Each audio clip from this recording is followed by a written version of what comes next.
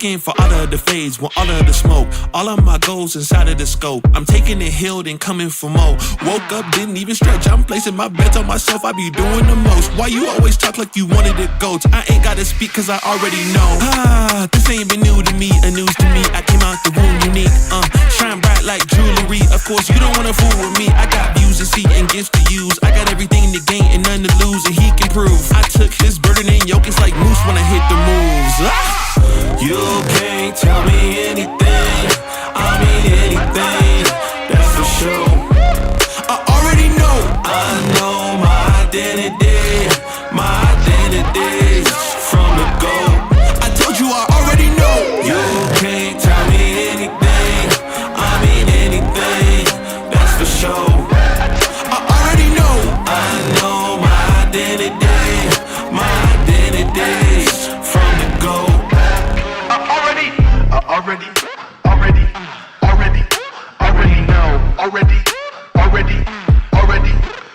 know.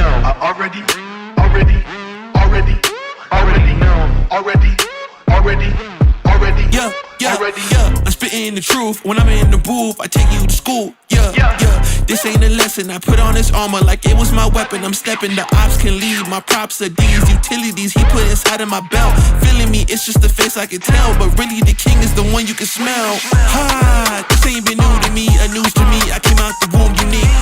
Shine bright like jewelry. Of course you don't wanna fool with me. I got views to see and gifts to use. I got everything to gain and none to lose, and he can prove. I took his burden and yoke. It's like moose when I hit the moves. You can't tell me anything, I mean anything, that's for sure. I already know, I know my identity from the go. I told you I already know. You can't tell me anything, I mean anything, that's for sure.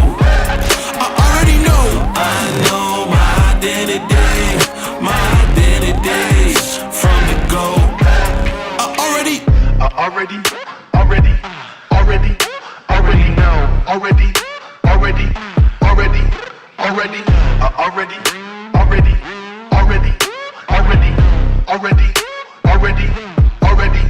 Already know. Catch me on the downslide. I'll be heading up in the wild, chillin' low key. Catch me on the downslide. I'll be heading up in the wild, chillin' low key. Catch me on the downslide. I'll be heading up in the wild, chillin' low key. Catch me on the downslide. I'll be heading up in the wild, chillin' low key. Catch me on the downslide. Catch me on the downslide. Catch me on the downslide. I'll be heading up in the wild, chillin' low key. Catch me on the downslide. Catch me on the downslide. Catch me on the downslide. I'll be heading up in the wild, chillin' low key. Catch me on the downslide. I'll be heading up in the wild, chillin' low key. Catch me on the downslide. I'll be heading up in the wild, chillin' low key.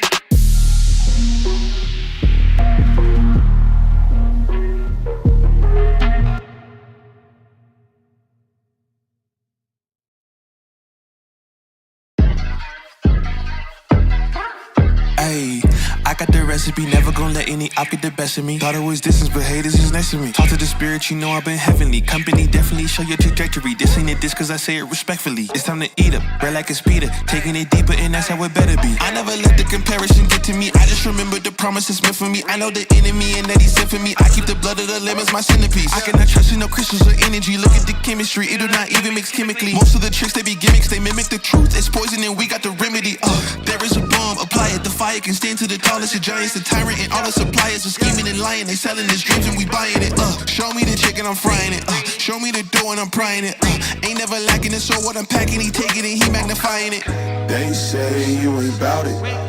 Tell them that you finna make it, but they doubt it. But you rose like the flower. Tell me what it's like to live with superpowers. I don't know, but I'ma get it. I'ma get it. I'ma get it. I'ma get it. I just know that I'ma get it. I'ma get it. I'ma get it. I'ma get it. Ayy.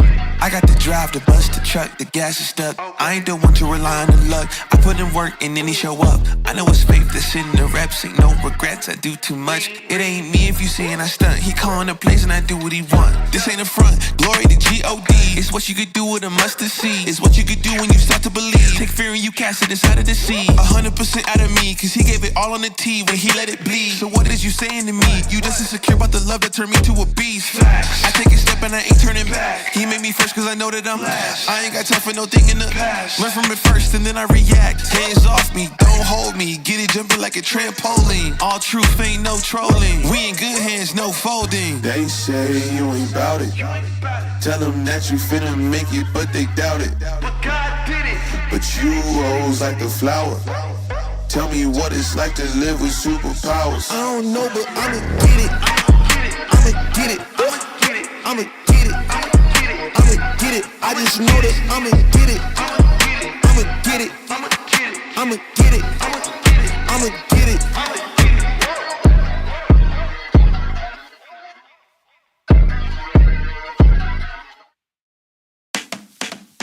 Hello, fly chick coming through. Nice to meet ya, glad you came too. Like your style and you know you got moves. You spit game and you know you spit smooth. Glad you came, it's best you come and stay. I need your loving like water in the bay. Let's walk down the aisle, make a baby. I ain't been in love like this somewhat lately. Step into the room with the crown on top. Confident dripping, you will never stop.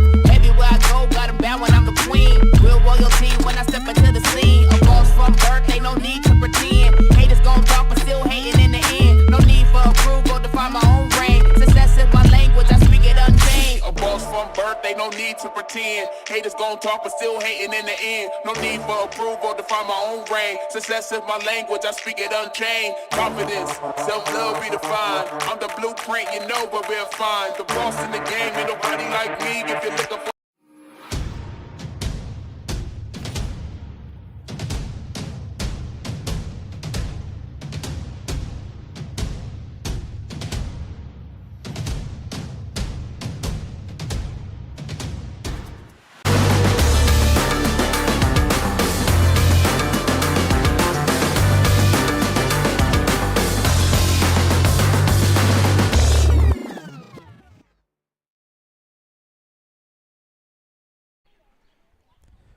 For the second consecutive season, the Lady Eagles of Monroeville have found themselves in an Elite Eight matchup, but a familiar foe in their way. The team they beat in the state Final Four last year, Mathews, looking for revenge. Division 7 state number 8 versus number 4 for a regional championship from Avon Lake High School. We got all the action coming your way on your smartphone, TV, PC, tablet, any smart device you have, with Pregame coming your way next.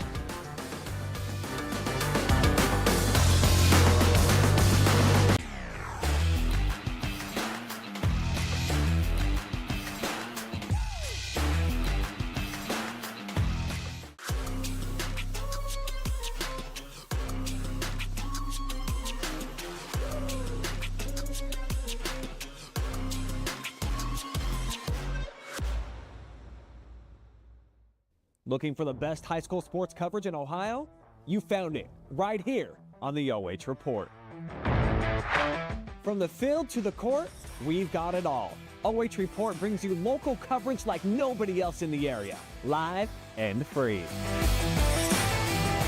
Follow OH Report now and never miss a moment of the action. Don't just watch, be a part of the game with OH Report, the future of local sports. Hey, does your checking account pay you with real cash rewards with no monthly maintenance fees ever? Bummer. Ask for Kasasa Rewards Checking. It's our superpower.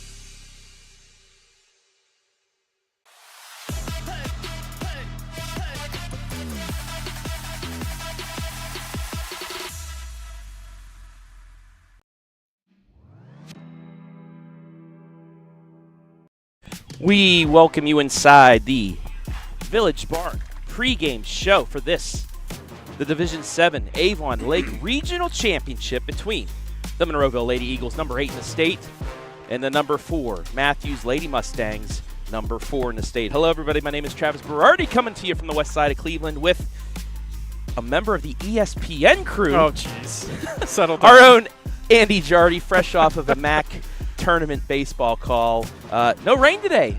Knock on wood. Yeah, let's wait till we complete the game before we say anything like that, because as I learned last week, and I'm sure you did too, covering all these games, the weather here can change in an instant. Yeah, well, I didn't decide to put the tent up yet, so hopefully that I don't have to run out to my car to get that. But let's get right into things in our pregame show as they announce the visiting team on the scoreboard. That is the number 8 Lady Eagles of Monroeville High School. 5 innings it took them to beat Cuyahoga Heights 17-1 in a game you saw 2 days ago on the OH Report under head coach Abe Helbstetter. 25-3, 12-2 in the Firelands Conference, seeking their second Final Four appearance. They made it just last year. They defeated Mathews, the team they're playing today, 5-3 in the 2024 D4 Final Four. A Rosser 2-run homer in the top of the 7th gave them the win. And in the tournament, they're outscoring opponents 40-3 in their 3 games, Andy. Is that good? That's pretty good. Yeah, those are some solid offensive numbers. And now let's take a look at our player spotlight. I just mentioned her. She hits home runs in big opportunities. It's Avery Rosser. Yeah. 554 on-base percentage, 30 RBI, 7 doubles for a squad that has a lot of hitters. Yeah, a lot of hitters in this lineup. Very potent, deep, lengthy lineup. And Rosser coming off of a game against Cuyahoga Heights where she had a double. So, expecting to see big things again from her and this Monroeville team. Although last year when these two met, quite the pitchers duel, 5-3. Yeah. We'll see how these two offenses battle each other today. Now let's take a look at the home team, the Mathews Lady Mustangs. They have 8 seniors on this squad that are kind of bitter after last year's defeat. They want revenge, and they're going to have a chance here today. They're the Northeastern Athletic Conference champs, seeking their 3rd Final Four appearance. They went in 12 in last year. They're outscoring their tournament opponents 38-4 in 4 games. Something's got to give, right? Right? Something has to give. They beat Chalker here 4-0 in the semifinal. And our player spotlight is the arm that will go against the Monroeville Lady Eagles, Olivia Matheny. 27 strikeouts and only 4 hits in her last 2 starts at the district's championship game and a regional semifinal game. Yeah, not only can she throw the ball, but she can also hit the ball as well. 2-run homer over Pymatuning Valley April 29th. But yeah, coming off an 11 strikeout game in that win over Chalker. And then earlier in the tournament, 6 innings and a hit in the win against Badger in the district title game. So she's pretty good. Yeah, not bad at all. We're just about ready for the playing of the national anthem. So while we do that, let's take a look back at last year's Final Four matchup between these two teams. Here's our highlight from 1 year ago.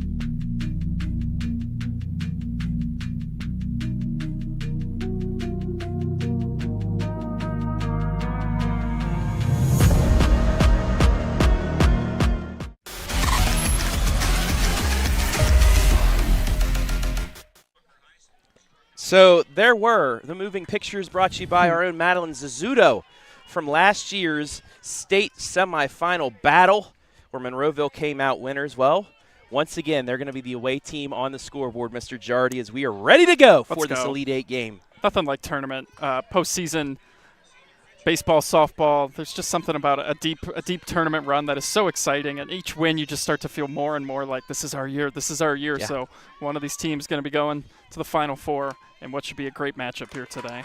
Championship Friday here on the OH Report about to be underway. Olivia Matheny in the circle to Vienna Helmstetter, a 575 on base, 407 average. She takes ball one, and we are underway. First pitch, 159, 60 degrees, and no rain.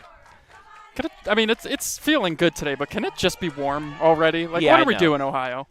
That pitch in there for a strike, and we're even at 1-1. Matheny had 7 Ks in that state semifinal. The 1-1. In there for a strike. It's 1-2 as we take a look at our first Scout Construction replay of the day. Yeah, nice pitch to get in there, get ahead in the count after falling behind 1-0. Chance to put her away now here and get that first out. The 1-2. Fouled off. We'll go again. Now, finally, that I have a baseball, softball mind with me, we can both explain.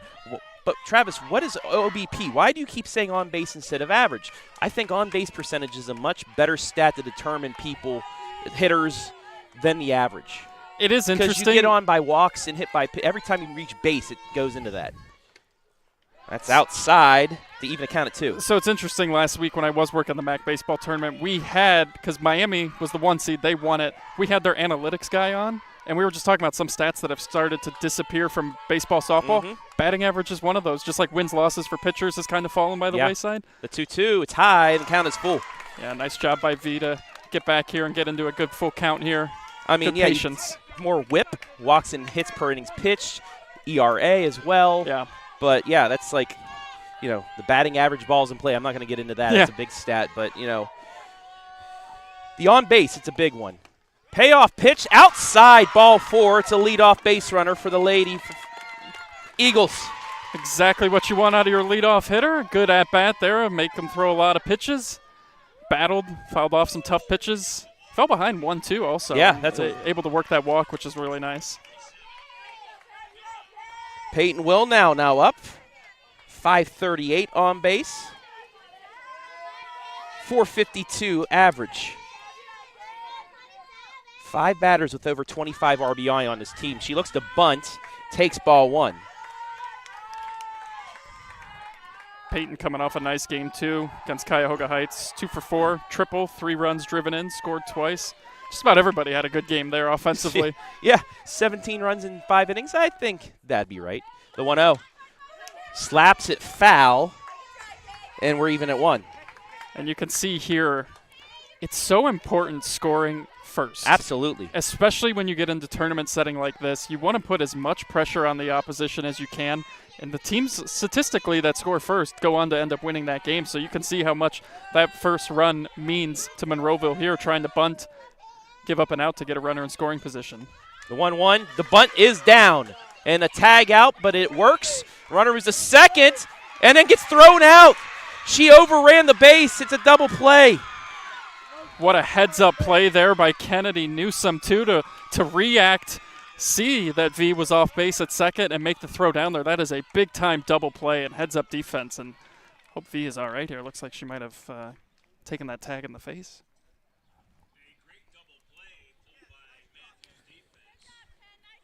So just like that, the lead runner is erased. So score that 3 unassisted 8 as the center fielder came in from behind. That's a slow pitch softball play you'd see there coming in from behind to get that. You don't see that too often, the old 3 unassisted 8 double play. But what a big play there for Mathews. Get that double play and take advantage of a little bit of lackadaisical base running. So that'll bring up Taryn Tyler with the bases empty. She takes strike 1. Tyler, a 380. That's her sister, actually. I keep seeing that. 642 on base percentage for Taryn. 585 average. I don't care what statistic you use to describe her. She has just been so impressive. Big cut there for strike 2. I mean, think of a 585 batting average. Yeah. Coming up 10 times, you're getting a hit almost 6. Yeah. Hall of Fame careers are 3. Yeah. So that is something else. She's behind 0-2 here. The pitch from Matheny. Swing and a miss, strike 3. And that'll do it for the top of the first. So they did get a base runner, but erased on the back tag. As we will keep it here and go between the bases to tell you our keys to victory today. No runs, no hits, no left on in the top of the first here from Avon Lake High School. Why are we playing so early? Well, it's because Avon Lake has graduation. They're getting set up on the other field later on. Keys to victory. Mr. Jardy for the Lady Eagles of Monroeville. Clean slate. I said how they did in their last 3 games, but this is a whole different animal now against the Mustangs, and they can't swing outside the zone. They haven't yet, but you can't give them free strikes. Yeah, you have to play clean games this time of the year too, and that big base running error there to start this game, the big double play, those are the kind of plays that can come back and bite you, so they're going to have to lock down defensively now here and get that hot offense back up to bat. Now for the keys to victory for the Mustangs. 8 seniors have a chip on their shoulder after last year's semifinal loss. They want revenge. They do want revenge. Anything you read about Mathews coming into this season, they talked a lot about that loss to Monroeville, how it shaped their attitudes, that they could get that far but not quite win it. It's kind of the game that defined their offseason, and yes, they want revenge. And like you were saying, the team that strikes early is going to get momentum. They need to strike early against Vienna Helmstetter. If he can strike early against her, it could rattle her a little bit, but if she can get locked in early on as well, that's really good for the Lady Eagles. Bottom 1, Kelsey Newsom leads things off and takes a ball outside. We're underway in the bottom of the first. Senior playing shortstop. The 1-0. Fly ball over the shortstop's head. It's a base hit and a leadoff hit for the Mustangs. And just a nice approach there.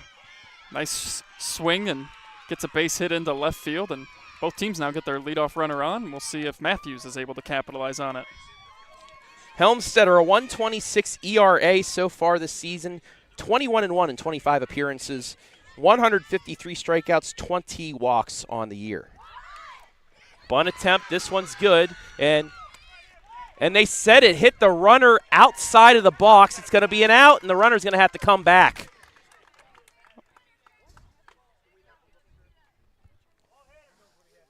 That ball had a lot of backspin. So they're going to say the ball hit the runner outside of the box. We'll take another look at this. We'll slow it down as well.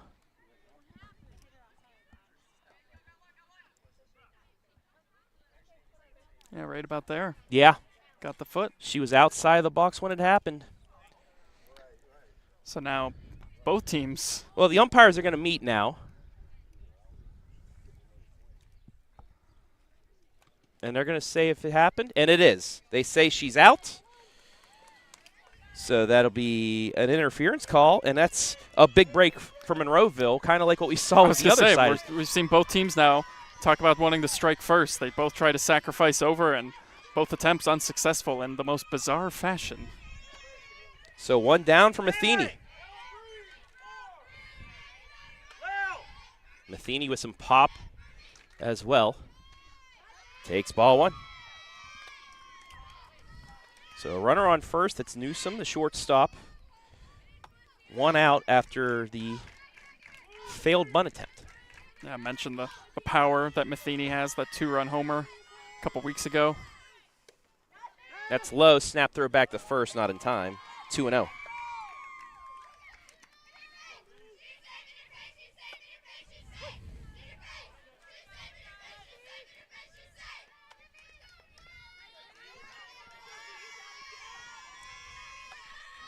The 2-0.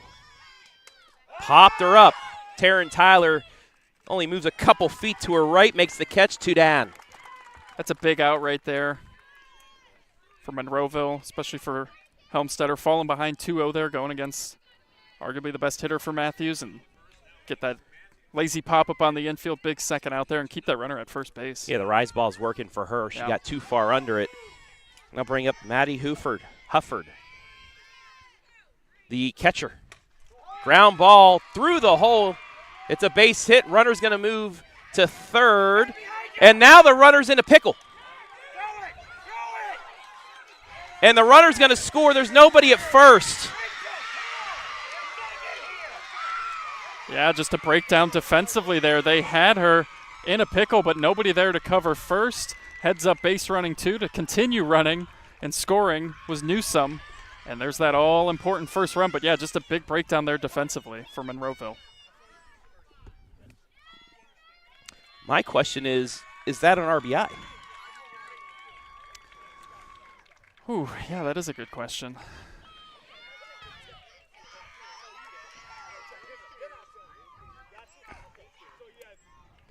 I don't know.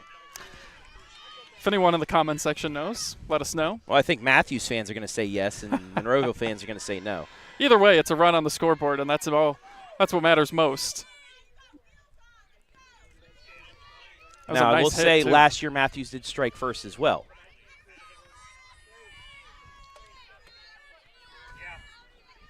So 1 on, still 2 out here. Takes high, ball 1. This is Riley Paddock, the right fielder. Good eye by Paddock there to lay off that pitch up in the zone. The junior playing right field. The 1-0. Inside strike zone, 1-1.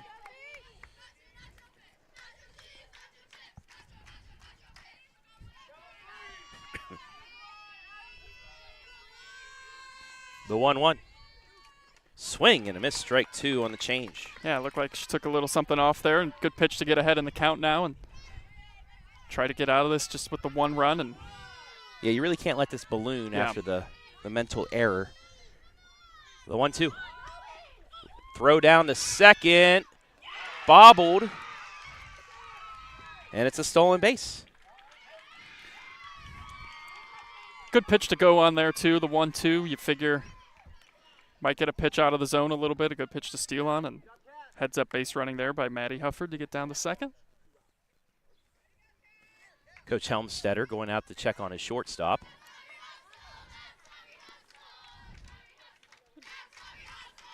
Looks like everybody's okay.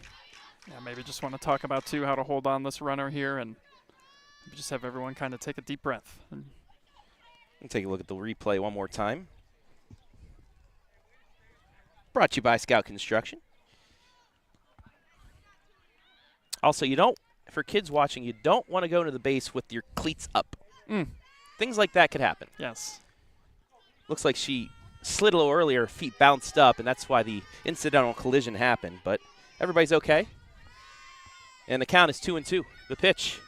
Change up. Got her looking anyway. So the stolen base won't matter, but Mathews does strike first. They lead 1-0 after 1.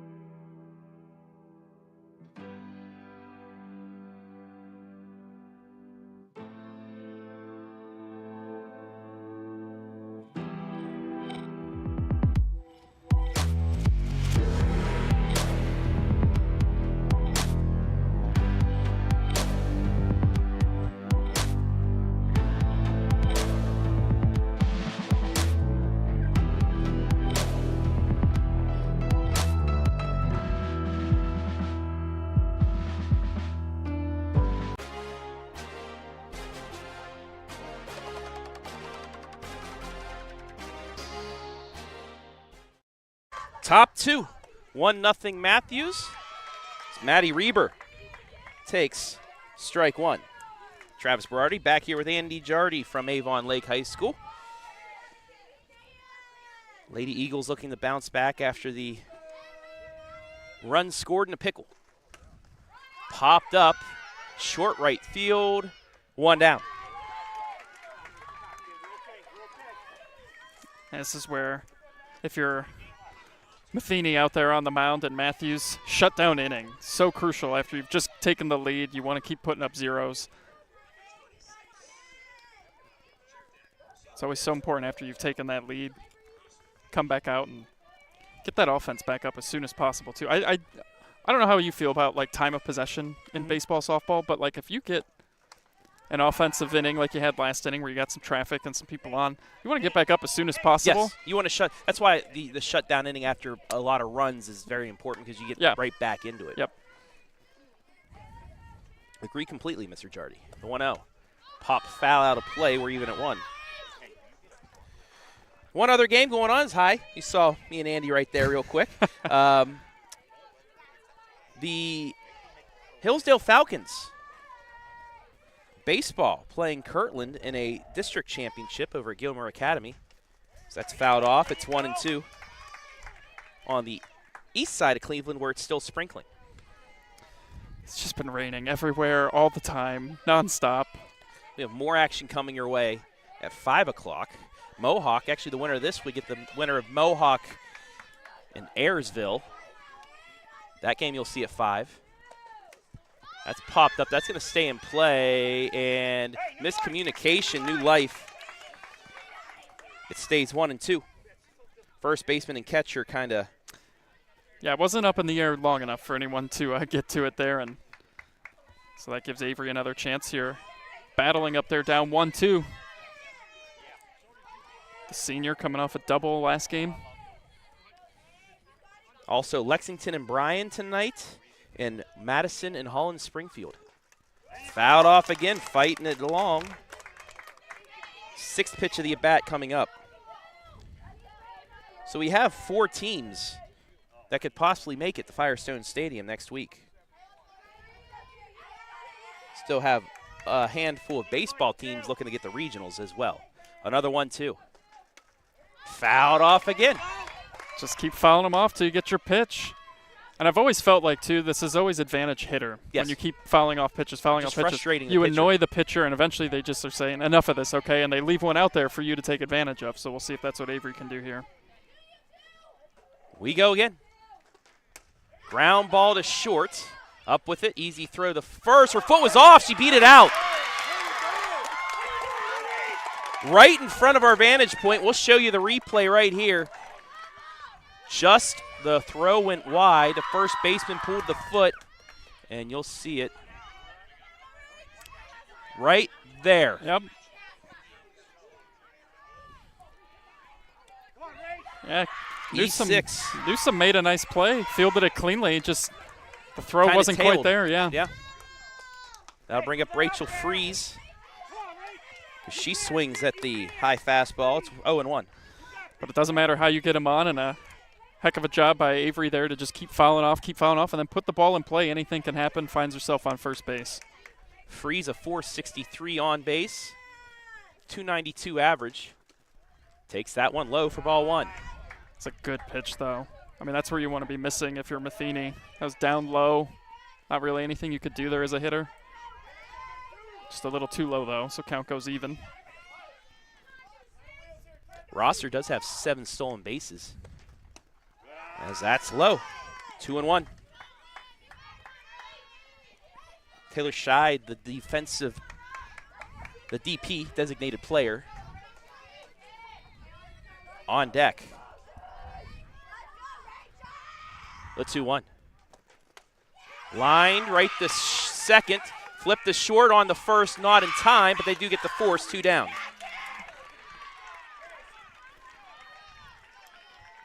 Yeah, not quite hit hard enough there, but a nice job by Ramsey to field it cleanly, get the toss over to Newsom, and big second out there, keep that runner at first base.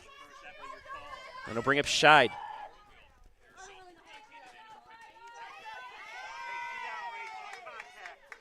Scheid this season, a .459 on base, .333 average. She takes high for ball one, snapped her the first, not in time. 4 doubles, 2 triples this season. Just a sophomore, too. Love to get another triple here to tie this game.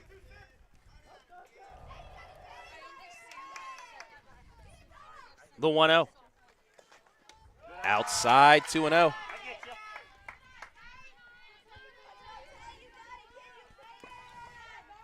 One nothing Mathews, top 2 here on the Roeder Racing scoreboard. Elite 8 between 2 of the top 8 in the state. I rhymed without knowing. Sometimes you Ain't impress that great? yourself. Yeah. Good swing there by Scheid. 2-0 though. Got her pitch. Just couldn't quite square it up. Fouls it off. I mean, if it's down the middle in the strike zone, it's going to be a strike if you take it anyway. Might as well take a hack. Yep. She did. Just couldn't quite square it up. The 2-1. Swings through that one. It's 2-2. Yeah, a little tardy on the swing there. Matheny battles back to even the count.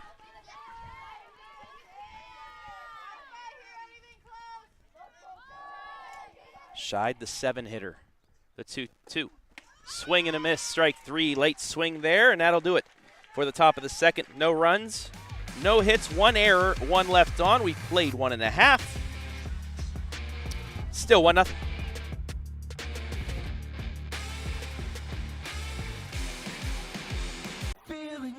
Hey, does your checking account pay you with real cash rewards with no monthly maintenance fees ever? Bummer. Ask for Kasasa Rewards Checking. It's our superpower.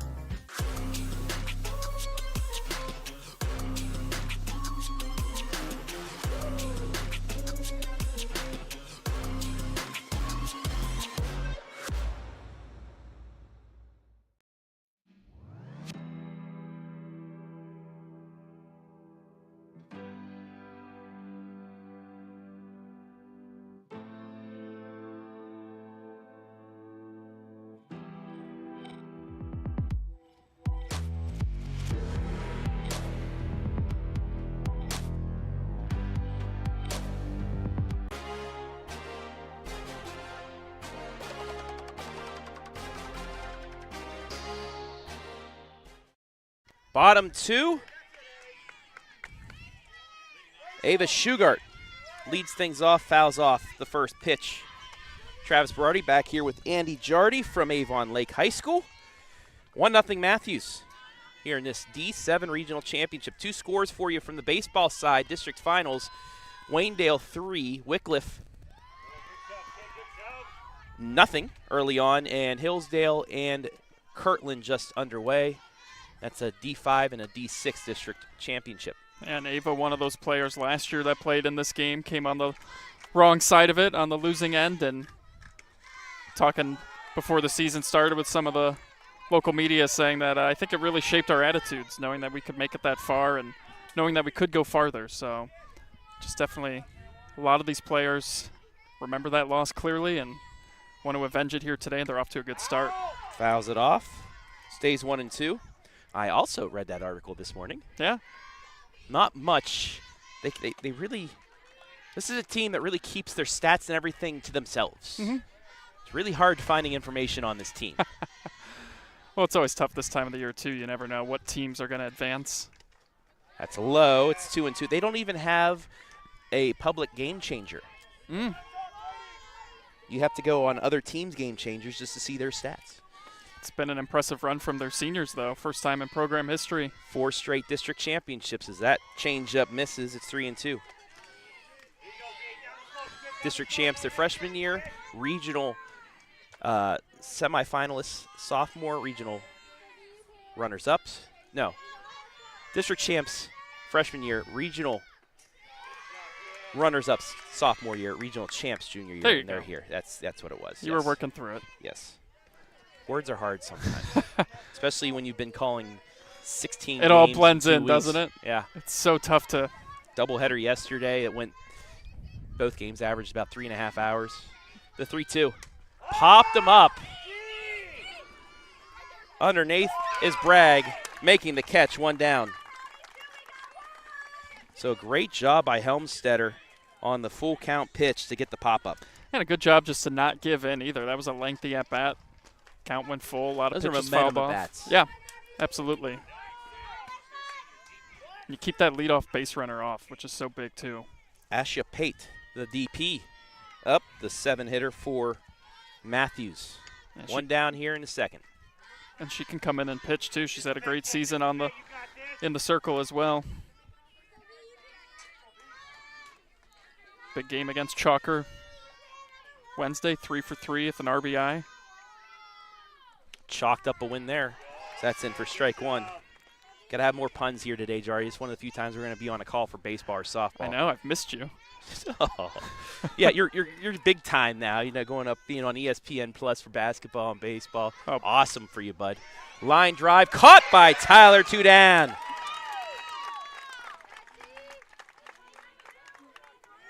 Nice play there by Taryn Tyler to get over there and make that catch on the line out. Two outs here.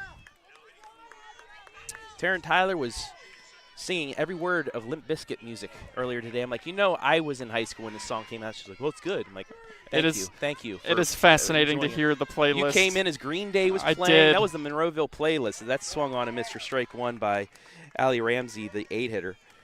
Always a good day when I can come in somewhere and hear Brain Stew playing. Such a good song, too. One of many. One of many. Yes. The 0-1. Just low. It's 1-1.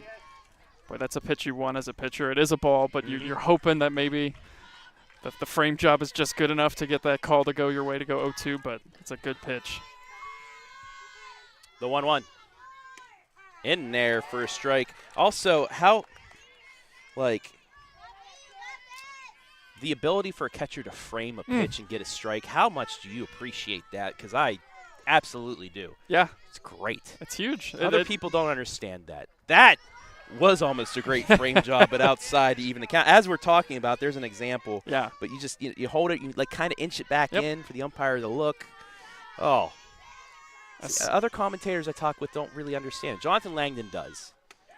It doesn't matter, though. Swing and a miss. It's a 1-2-3 inning for Helmstetter. And the Lady Eagles are going to come back to bat, only trailing 1-0 as we head into the third.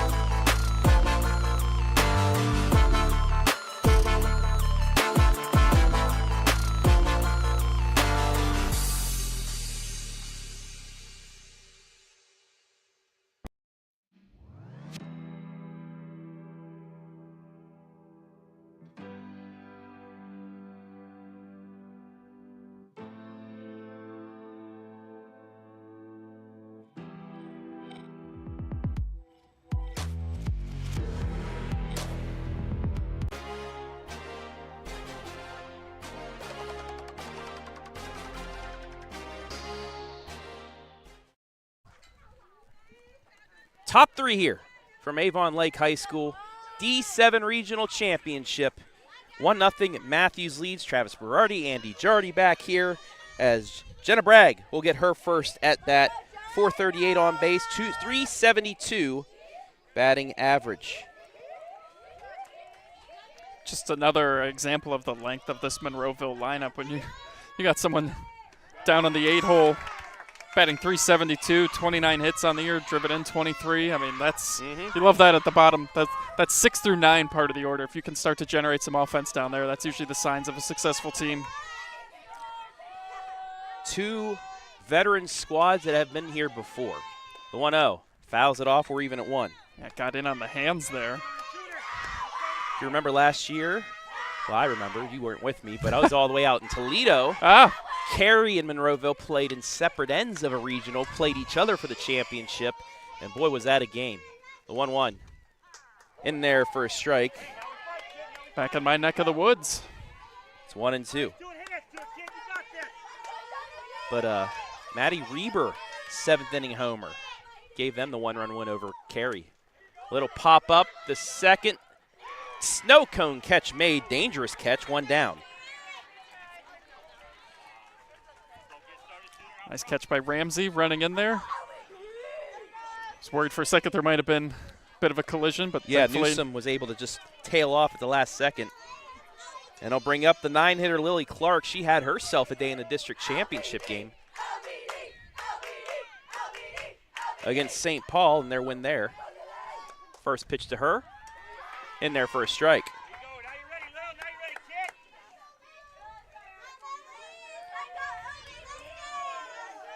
Lily, a 372 on base, 239 average. Swings through that one, it's 0-2. like a lot of what we're seeing from Matheny here early on, just in control out there. Had that leadoff walk to start, and then that double play on the misplayed bunt. And that was a drop third strike. She's going to reach. Yeah. Mathews, we'll see the replay. And yeah, it hit the ground as she caught it, I believe. What a mental blunder. Let's take a look real quick again. I'll show you the replay and see. Watch the glove. When she caught it, did the ball hit the ground? That's the question the umpire's going to talk. It's really close there.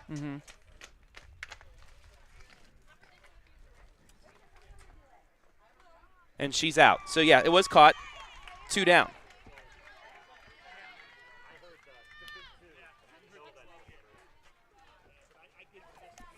So that was a great job by Hufford to scoop it and keep it from hitting the ground. And I believe that's the right call. But, hey, you let the play run out, then you talk it over with your umpires. So back to the top of the order, and Helmstetter. Reached on a walk her first time up. High and inside. I don't think she liked that one high and inside on her. Little pitcher-to-pitcher battle right here. V does have 7 extra base hits, 6 doubles, and a triple. Matheny out there smiling. Misses for ball 2.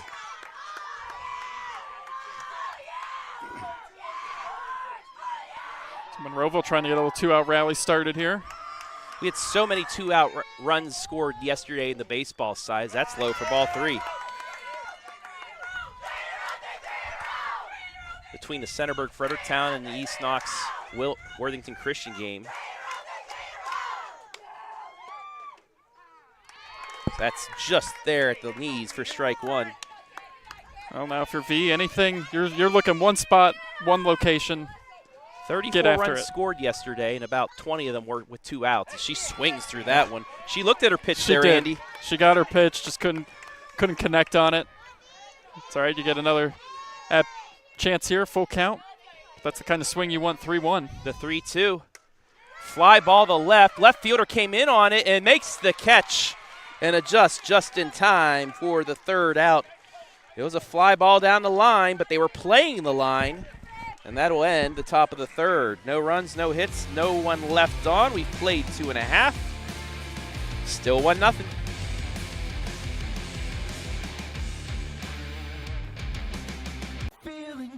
Hey, does your checking account pay you with real cash rewards with no monthly maintenance fees ever? Bummer. Ask for Kasasa Rewards Checking. It's our superpower.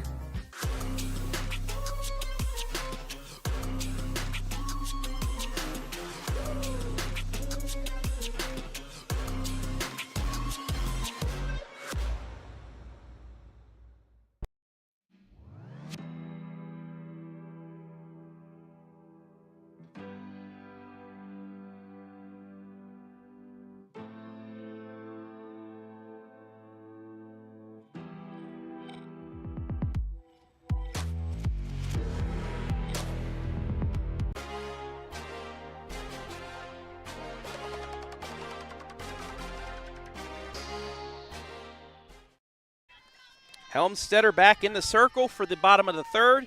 Mia Del Garbino, the center fielder, with her first at bat. Takes ball 1 here, bottom 3. Travis Berardi, the soon-to-be European-bound Andy Jardy, Dude, I'm so jealous you get to go see Oasis. I can't believe it's happening still. We had to make sure we made it to the first show back because who knows if the tour is going to continue. Bunt attempt, right to third, onto the second baseman, Tyler, one down. Perfect wheel play by Monroeville there for the first out. Yeah, excellent defense there to perfection. Maddie Reber coming in. Reber, excuse me, makes the... I said Reiber when I first started, too, and everybody said it's Reber, so you're good. You're good, all right. You get your one pass. That was my get-out-of-jail-free Yes. card right there. But, yeah, excellent defense there, crashing in and fielded it cleanly, made a nice, strong, accurate throw. Gets that first out. Your typical 5-4 put out at first. Yeah. Back to the top of the order now, and Newsom. She singled to start things off and then scored on that pickle. 1-0 in favor of the number 4 team in the state, Division 7 on the Roeder Racing scoreboard. The 1-0. Fly ball, right field, and it drops in. She turns for second, but will stop, and it will be a one-out hit. The one place that could land, and she was able to place it right there. She's 2 for 2. Yeah, good effort by Rachel there. Just couldn't quite get there and holds them to a single, though. That'll bring up Newsom, who was hit by the ball on a bunt attempt outside of the box. Yeah, really odd play. And she's looking to bunt again. Hey, Rach, don't get this way too far, all right? I know. You got a little extra run, but you got to stay that way. That was taken for a ball. It's 1-0. It's pretty cool. We're right next to the Monroeville dugout, so we get to hear some of the strategy on these plays. Bunt attempt. Helmstetter gets it, throws to Tyler. Snap throw back, but the center fielder's there, and we'll get back. We almost had another one of those interesting plays. Score at 1-4, though. It's a sacrifice, and there's 2 down.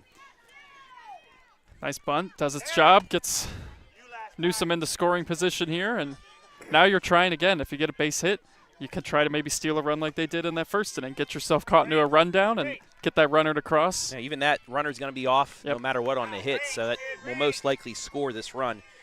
Matheny up. She popped out to second back in the first.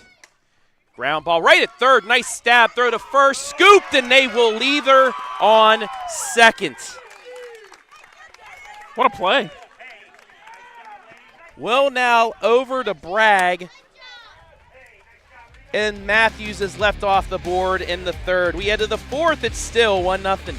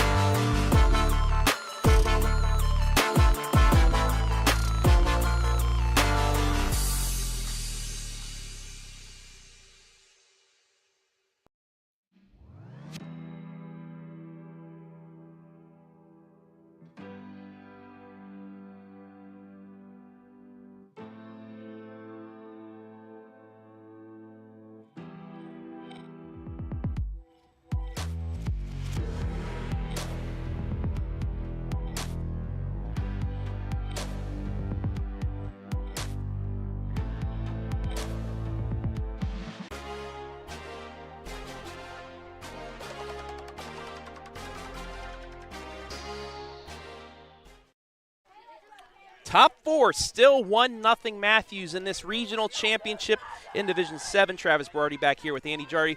Apologies to Maddie Reber. She was the one that made the play to throw at the Bragg for the scoop. So shout out the whole left side of the infield for that play.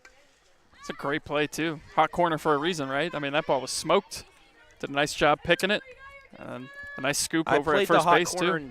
In baseball, played the hot corner and did not like it. Yeah. So that's much respect for that scoop, because that's right at you immediately. Yeah, that's all reaction there, and nice job, nice play to get out of the inning. Check swing foul, it's 0-2. Yeah, caught in between a bit there. Pitch up in the zone. So tough to lay off of the high cheese. Second time through the order against Matheny. Helmstetter started off, had that fly ball to deep left to end the last inning. Now it's Will Now's second attempt. The 0-2 popped up, high pop up. Third baseman getting under it, makes the catch, 1 out. So Matheny doing a real nice job now. That's 3 out of the first 4 innings here, keeping the leadoff guy off base. Yes, and no hits allowed so far. Yeah. Yeah, just the couple base runners. Only one via walk. Another on an error, fielder's choice. But a big task here against Tyler. She did strike her out in the first. And Tyler ahead of that one, 0-1. Yeah, it's just kind of pulling her head a little bit there on the swing.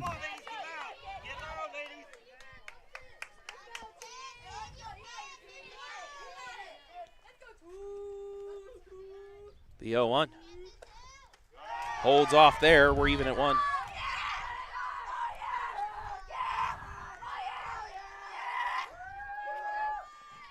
One nothing Mathews here. In the 4th, they scored on a pickle. Yeah. 0-1. High for ball 2. It was a base hit to right. I'm saying no on the RBI, by the way, the more I've thought about this. No, a couple people in the comment section said no base hit, fielder's choice, but there was nobody at second. There was nobody on first base at the time. It was on second. Or there was a runner on first base. So is that why it would be a fielder's choice? She swings through that one. It's 2-2. Oh, it was definitely a base hit. It was a base hit. Yeah, it got through. But the runner run advanced to third. They threw it to second. Girl, I don't think it's an RBI. Yeah. It looks like an advance on the throw. Yeah. The 2-2. Line drive, base hit. That's into the gap. Tyler's going to get herself 2, maybe 3. It's a stand-up double. And with 1 out, the Lady Eagles got themselves something going. And a jolt that this dugout needed. They were waiting for a big hit. Their first one of the game here. Splits the gap. And now a double here for Tyler. Eagles, first runner in scoring position here today. First hit of the day, too, is Maddie Reber, the cleanup hitter. Flew out the right. Opportunity here for the Lady Eagles to tie things up. First pitch to Reber is low. Nice scoop by the backstop for ball 1.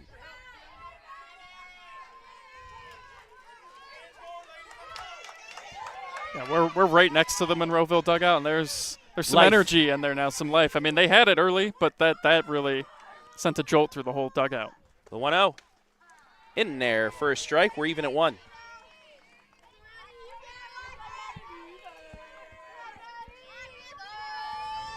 For Tyler, that is her second double of the season. I keep looking at her sister. That's her 18th double of the season. Check swing, thank you very much. Tyler's going to run to third. The throw's in time, but she does move to third. 2 down. So a thank you very much check swing. Yeah, that's some dangerous base running too, though, by Tyler. Not sure. I don't know if Matheny wasn't expecting Tyler at third, or maybe just didn't think she had enough time to flip and get the tag. But there was a potential for an out at third base. Went with the safe play. Yeah. And now 60 feet away is the tying run with 2 down. And Avery Rosser, she reached on that error. This is where you got to be heads up down at third if you're Tyler. Anything in the dirt. Fly ball, tie game, base hit. Rosser's going to go to second. The Lady Eagles have tied up the regional championship.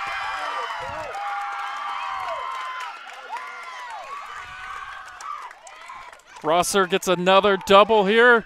Another one, almost identical to Tyler. Splits the gap. Perfectly placed. Runner easily gets in. And we are all knotted up at 1. Nice piece of hitting. And now Rachel Freeze up with the go-ahead run at second. 1-1 to score. And you're seeing the second time through the lineup, this Monroeville lineup, making a lot more contact, some harder hit balls as opposed to that first time where Matheny was really grooving.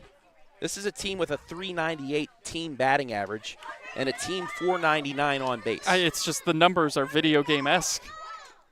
That one misses inside. It's 1-1. I don't even know if they're like better than at least in my video game numbers, and probably yours too. Honestly, with so many games, I have not been able to play in a while. I am we'll get back bummed to about it, but we will. That's low. 2-1. Throw back to second, but back in time is Rosser. So a 1-out double by Tyler, a 2-out RBI double by Rosser has things evened up here at the midway point.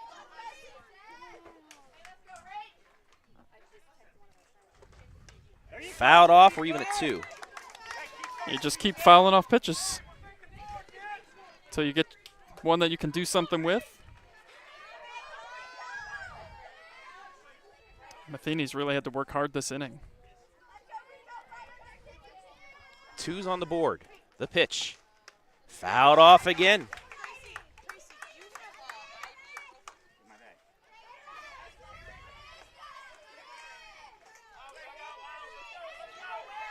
Boy, 2-out hitting. So crucial. Once again, like I just said, we had about 20 runs scored, 2 outs yesterday. Another big one here today. Another 2-2. Ground ball up the middle, base hit. Rosser rounds third. She's going to score. 2-1 Eagles.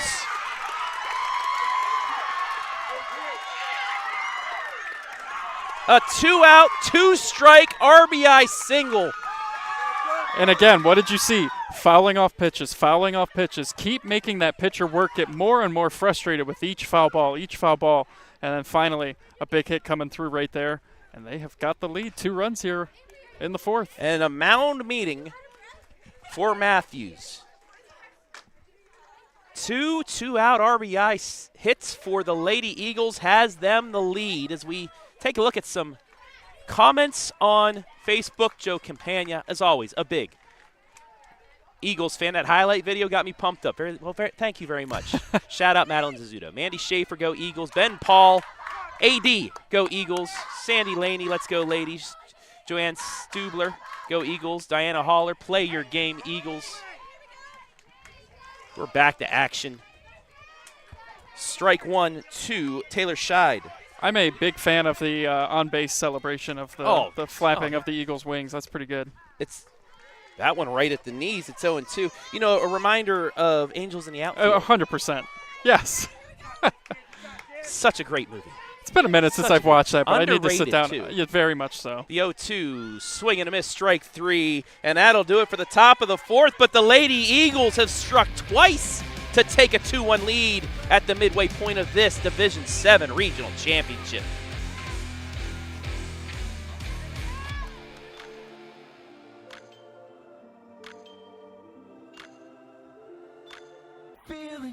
Hey, does your checking account pay you with real cash rewards with no monthly maintenance fees ever? Bummer. Ask for Kasasa Rewards Checking. It's our superpower.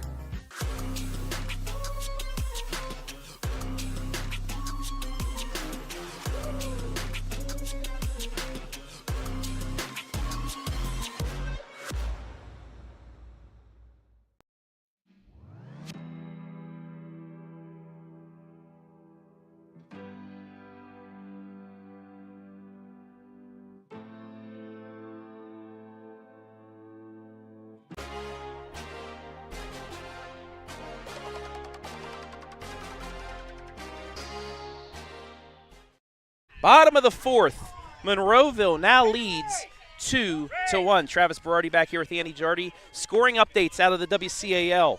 Waynedale leads Wickliffe 3-0 top of the 3rd in that D5 district championship. So that's in their first strike.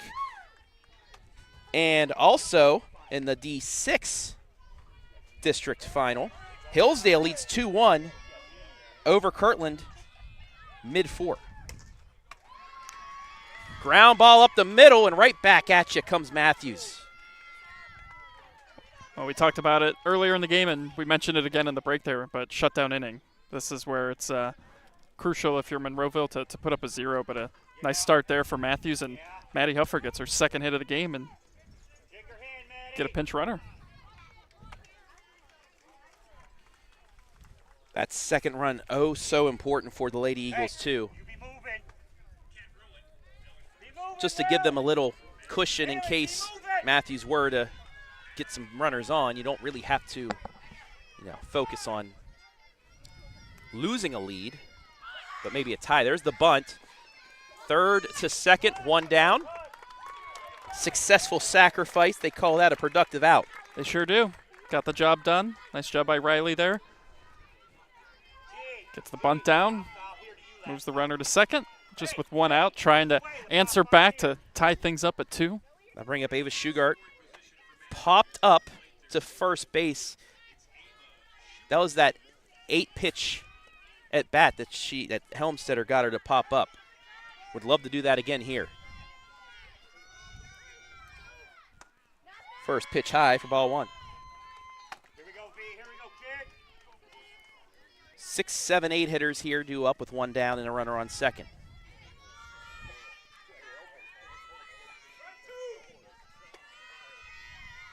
The pitch.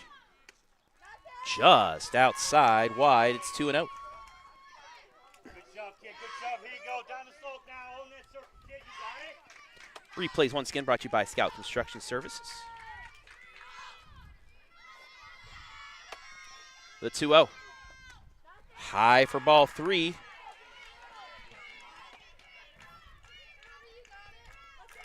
And now, Helmstetter in trouble here. Doesn't want to walk the leading runner on. Gets a swing and a miss on the changeup there for strike 1. Yeah, swinging 3-0 there. Looked like down the middle, but pulled the string on it. Hitter's count still, though. Those fastball counts just don't exist anymore, do they? Swing and a miss, strike 2. She's battled back.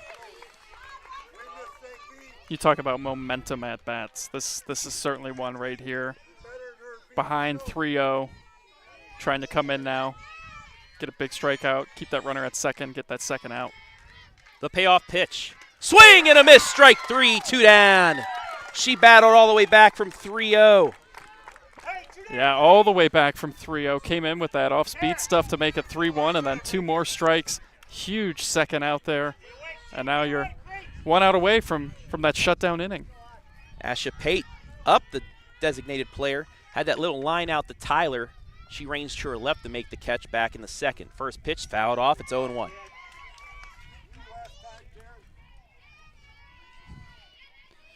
She threw a no-hitter versus Maplewood last season. Give her all the syrup in the world. Lifetime supply. But yeah, the Coach Nakula saying that she's really good. Just confidence with her at times is the biggest issue, but she's always ready to go. Froze her on that one. It's 0-2. Now Helmstetter can play around a little bit. Tying run at second here in the bottom of the 4th.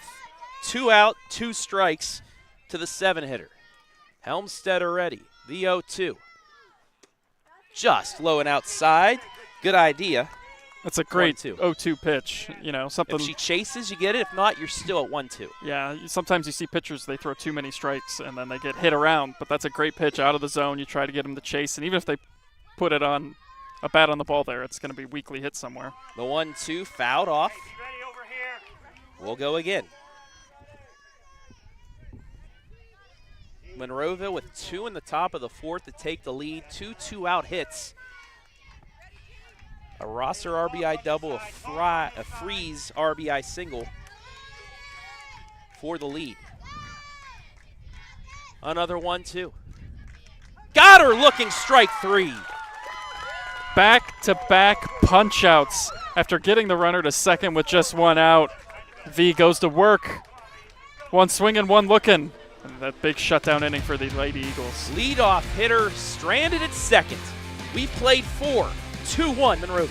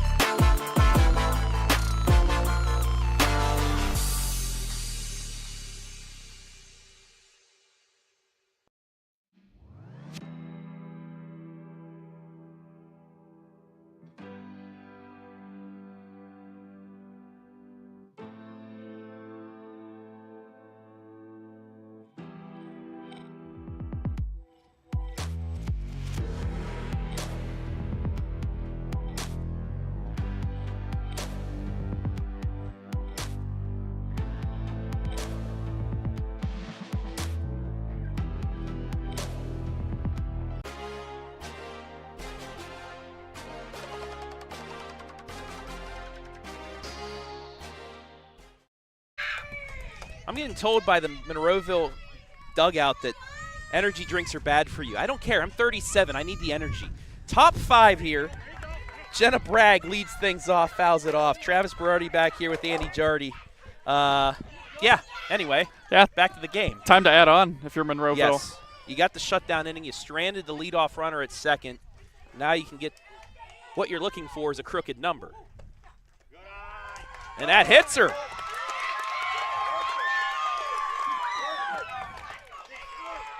So it just nicked the kneecaps. And we're going to get I believe, a pinch runner.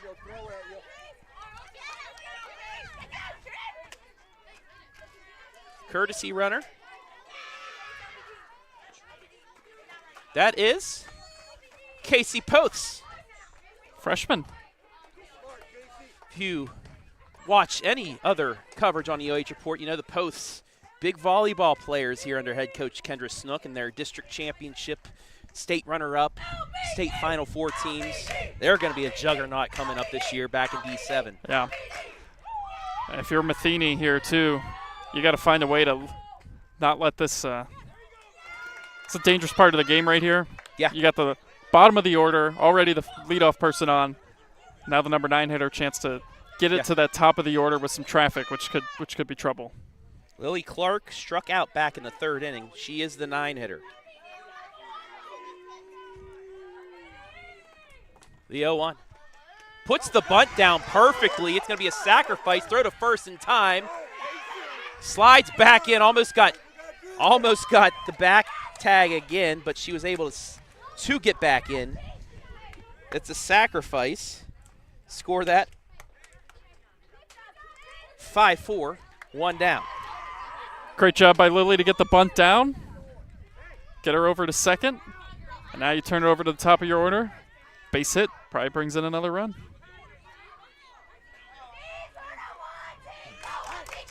And you know no one else wants that run more so than the pitcher. Oh, yes. Coming up to bat now, give herself a little extra insurance. Or as they'd like to say in the South, Don't insurance. Don't Jonathan Langdon had that on me a couple times yesterday, and insurance. Ugh. That pitch in there for a strike. It's 0-1. The 0-1. Fouled off, 0-2. Healthy cut right there. Walked in the first, flew out the deep left down the line in the 3rd. Poths on second base, 1 down. Lady Eagles looking for some insurance. The 0-2. High, 1-2. Got to credit the backstops here today, too. Both catchers have been very good, not keeping any ball from getting back and allowing the runner to advance. The 1-2. Popped up, out of play into the woods. It stays 1-2. Anybody want some poison ivy? Go on and get that. Wasn't that the best as a kid, though? Freshman, go get the ball. Wasn't that the best as a kid, though, when you'd go to a baseball game and track it down. Go track a ball down in the woods. Greatest thing ever. Come back. Look what I found. Well, someone came out with it. And it was a little kid. Another 1-2. It's low. A nice scoop. We're even at 2. Yeah, nice job by Hufford back there. Best thing is at Bowling Green, Carter Park for baseball. You get, it's like Jiffy Pop popcorn or something like that. The announcer every time. You get Jiffy Pop popcorn if you bring it back. And that hit her in the elbow. 2 hit by pitches in the inning.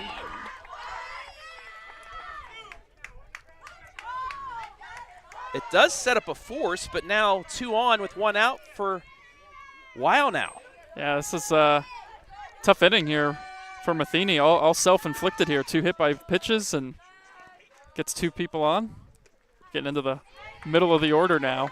First pitch at the knees for a strike, and wow, now, even if she just avoids the double play, that'll bring up Tyler. Yeah, so you got Tyler lurking on deck, who's already got a big hit. Pop up left field, left fielder tracking in, makes the catch at the fence, 2 down. And now it will bring up Tyler. Nice job by Ava Shugart to get over there and get near that fence area too. A little interesting down the left field line here, the foul territory, different than right field where it's just straight. There is is a the little bit topography over there that kind of bumps back in. The topography, huh? Yes, how about that, Look at you. I should be on ESPN. Did you have to wear a suit the whole time? No. Or a tie, or did you just go polo? No, we weren't on camera that often. It was just at the start of the first game of the day. Ground ball, left side, base hit. Runner's going to hold, and the bases are loaded. Well, it's another hit for Taryn. Loads the bases. Leaves it up to Maddie now. Reber looking for her first hit. Flew out the right. Grounded back to the pitcher on a check swing back in the fourth. But that was hit hard enough that the runner could not hold up, or could not take home. Line drive, left field, base hit past the left fielder. 1 run will score, 2 runs will score. Tyler around third. It's a bases clearing double. 5-1 Lady Eagles. You just have to keep getting traffic on, get base runners on, and good things will happen. Maddie comes up with the bases loaded, and a huge hit down the line, clears them all, and it's a 4-run lead for Monroeville. You can only keep this Eagles offense down for so long before they break through with a big hit. Maddie Reber, who came up big in the regional championship 1 year ago, does it again. It's 5-1. Take a look at the replay one more time. Actually, it's the tail end, so we'll give you the whole one here in a second. That play went so long that my replay could not show. Here is the replay. Just an excellent piece of hitting here. That's why she's batting cleanup, right? You come up, clutch situations there, ready to deliver, and she does. Perfectly placed down the line. We have a pitching change, and we will talk about that when we come back. 5-1 Lady Eagles lead here in the 5th. Hey, does your checking account pay you with real cash rewards with no monthly maintenance fees ever? Bummer. Ask for Kasasa Rewards Checking. It's our superpower.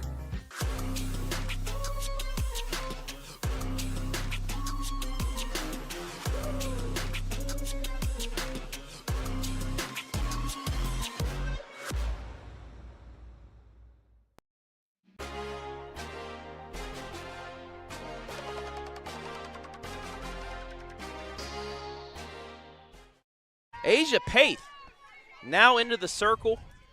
Monroeville has knocked Matheny out of the circle, something that rarely happens for the Mustangs. Well, and it's just what this Monroeville team does to you. That first time through the order, they didn't have any hits. Second time through, they've got 5 hits in 2 innings. Chased her out of the game. Avery Rosser had the game-tying double an inning ago.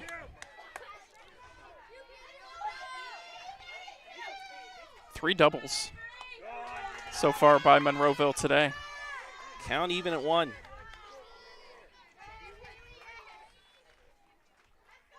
This is a team with power, and they're showing it.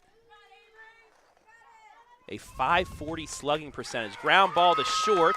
Up with it on the first, and that will do it for the top of the 5th. We're going to keep it here because, well, it is time for the 5th inning stretch. Oh, perfect. Great crowd here today, too, as you would expect getting into this part of the tournament. But it's really cool to see where fans sort of congregate and they come to these games. You've got the crowd out in center field. You got them down the lines. You got them behind home plate. It's really nice attendance. 5th inning stretch brought to you by the Village Barn in Monroeville. If you'd like your event, your reception, wedding reception, a graduation party, a lot of graduations happening right now. Yes. Head on over to the Village Barn in Monroeville. 5 runs, 5 hits, no errors for the Lady Eagles. 1 run, 4 hits, 1 error for Mathews.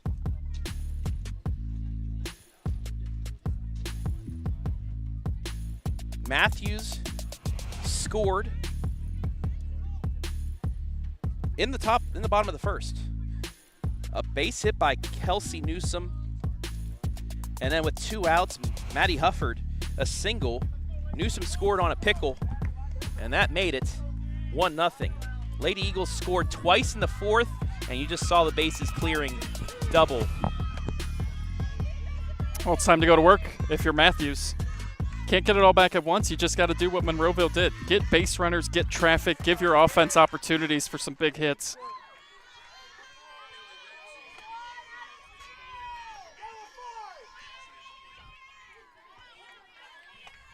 No balls and 1 strike. Looks to bunt, takes strike 2. That 5th inning stretch, once again, brought to you by the Village Barn in Monroeville. The Tylers. Really happy here today. Absolutely. Got her, 1 down. And again, looking for that shutdown inning. Strikeout number 5 for V. 3 in a 3 row. in a row, yeah. And they'll get to the 9-hitter, who led off the 3rd with that bunt 5-4 putout.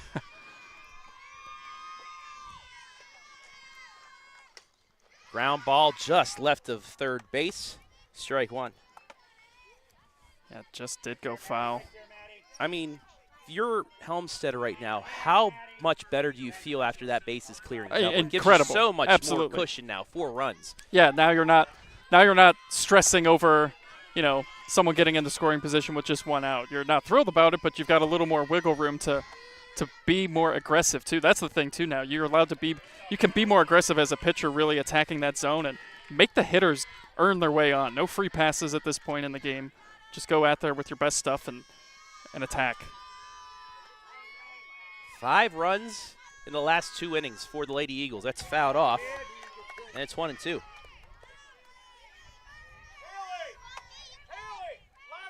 Helmstetter, since that little debacle, I don't know what you call it in the first, has really settled down. Only 2 hits given up since that 2-out hit in the first. And that bounces. I think that hit off the plate. V kind of chuckling at that pitch.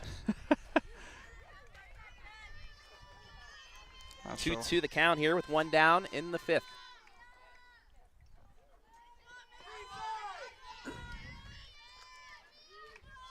The pitch just missed. We're full. Good at bat by Del Garbino here.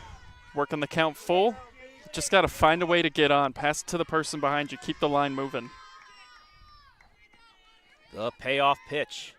Swing and a miss. Strike 3. 2 down. 4 strikeouts in a row now for V. 6 overall. Keeping Mathews off the base paths. She's locked in out there, too. You can tell she's having fun. She's smiling a lot out there.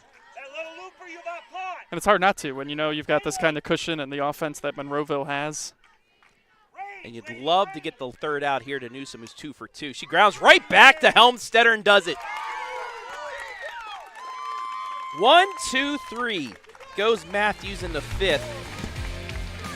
Lady Eagles lead at 5-1 as we head to the 6th.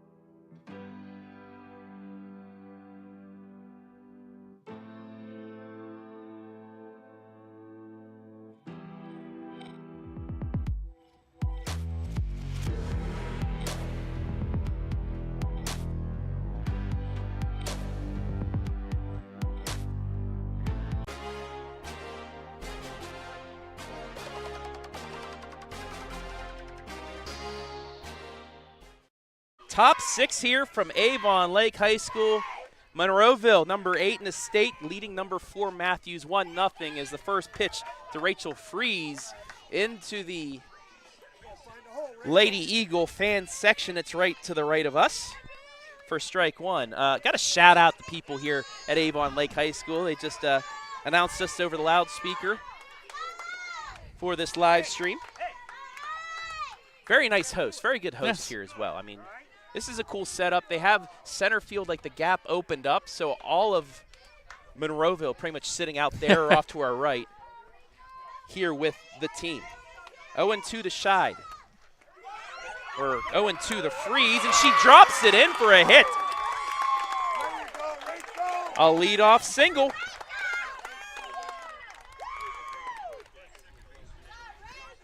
Yeah, great nice effort. 0-2 hitting. Yeah, great all around. Nice piece of 0-2 hitting. A nice effort by Ramsey there, just out of her extended reach there. And again, leadoff runner on for Monroeville, looking to add on. They've done it now. They've scored the last 2 innings. But you always want, 4-run lead is safe. Grand Slam doesn't beat you. But if you can get that 5th run, then then you're feeling pretty good. Just keep piling on. Yeah. Pedal on the gas. Foot on the pedal. That's what I'm trying to say. Again, words are hard. This is like game number 30 in the last 3 weeks. Okay? All I'm thinking of is Clark and Christmas Vacation. Burn dust, eat my rubber. You mean burn rubber and eat your dust? Whatever, Russ. Whatever. Such a great movie. How about the girlfriend hates that movie? It's just just sad. Sorry.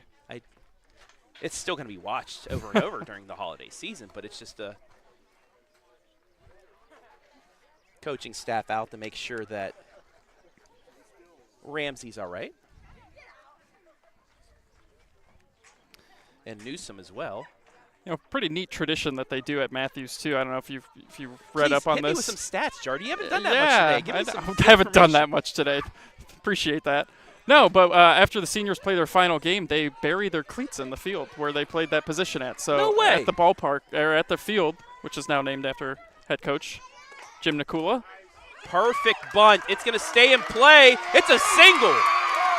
Speed kills.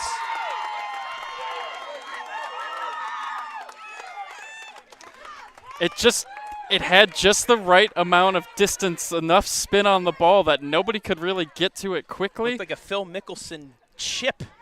Great backspin. Great hustle by Taylor to get there. And now 2 on, nobody out. Chance to really blow this thing open. But as I was saying, so they bury the cleats. They bury their cleats at their position on the field after their final game. Now, you can, so if a ball takes a bad hop at shortstop, you can blame the senior that graduated that year before because their cleats weren't deep enough. Bragg up with nobody down, 2 on, takes ball 1. This game got flipped on its head with 1 out. Taryn Tyler's double in the 4th. So that's fouled off. It's 1-1. And we talked about it too when that double happened. It just was it was their first hit. It really ignited the dugout here, and it really got the rally going because the inning started off pop up to 3rd, and here it's thinking, here we go again. We can't seem to solve Matheny, but that hit. And now hit by pitch. Bragg hit by a pitch barely. Bases loaded, nobody out.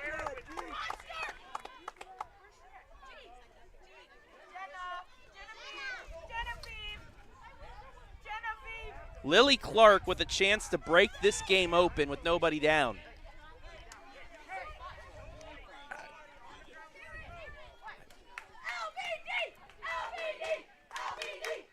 First pitch high for ball 1. Well, now you just got to go into damage control mode here.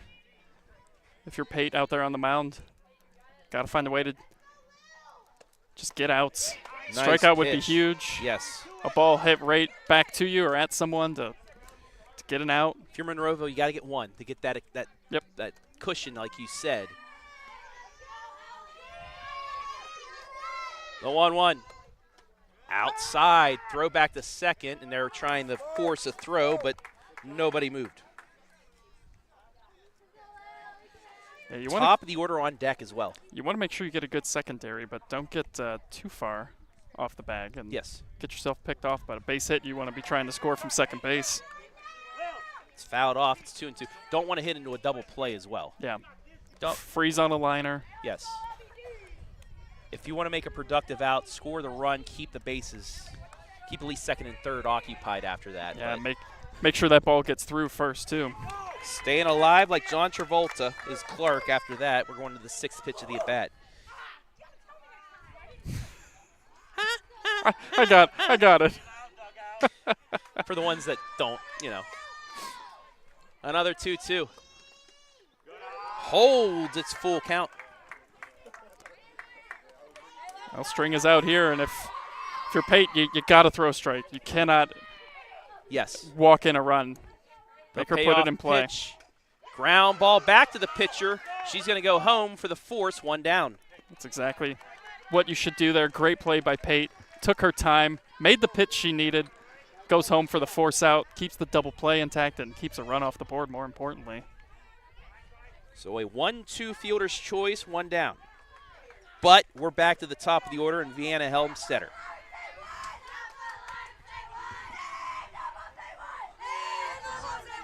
Bases loaded, 1 down. Monroeville trying to break this open. Takes strike 1. Winner gets the winner of Ayersville and Monroeville. In Mohawk.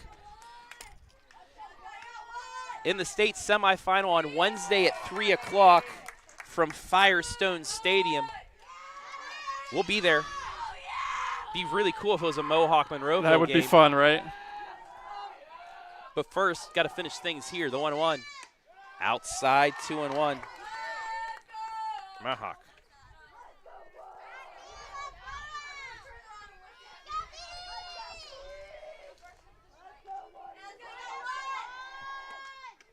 Outside, it's 3-1. A dangerous position here if you're Mathews. Yeah, not the count you want to be in if you're Pate. 3-1 going into V. Gotta make them earn it. The 3-1. Low ball 4, run comes in, 6-1.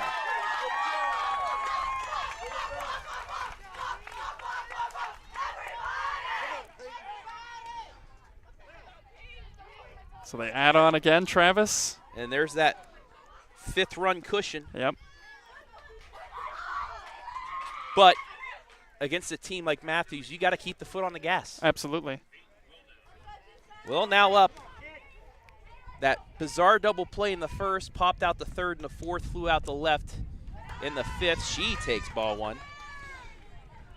Yeah, at this point, if you're Monroeville, you just got to be patient. Wait for your pitch. Pate's having a tough time locating right now. That's outside as well. 2-0.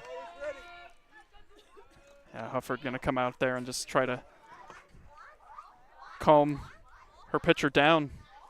Now, we have a very prestigious coach on the other side of things, Jim Nikula.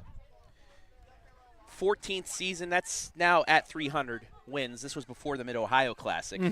8-time district champion, 2-time regional champion with Mathews. He is a legend in softball, especially in Northern Ohio. Yeah, 1980 grad of Mathews, so getting to coach at his alma mater too. And mentioned the softball field just named after him. And program was not in a great place before he took over, and has obviously in there turned them into a formidable foe for a lot of teams. And they schedule tough. They get better through that. But then you see on the other side, Mr. Abe Helmstetter, what he's been able to do turning this program around since he has gotten here. Is that's missed, and it's another 3-1 count.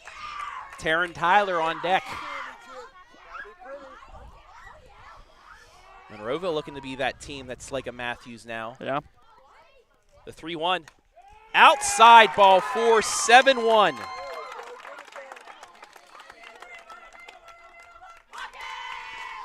And now, Mr. Jardy, the potential game-ending run to the plate in slugger Taryn Tyler, as we'll get a mound meeting. Yeah. A grand slam ends it. Just having a real tough time throwing strikes, and good credit to the Monroeville hitters, just taking their pitches, taking their walks, And that's what they've done these last 3 innings so well, is just doing their part and letting the person behind them come up and continue that. That's how they've had these run rallies going. It hasn't just been one big hit or anything. It's just been gradually kind of wearing down Mathews and creating traffic. Update, WCAL Baseball. Waynedale up 8-0, bottom 4 on Wycliffe in the D5 District Championship. Also, mid-6, Hillsdale 4, Kirtland 1 in that district championship game. Taryn Tyler up. She represents the championship run. Takes ball 1. 7-1 Monroeville. They've scored 7 unanswered. After not having a hit until the 4th inning. The 1-0. In there on the outside corner, it's 1-1. 2 in already on the inning. RBI walks by Helmstetter and Wildnow. The 1-1. High ball 2.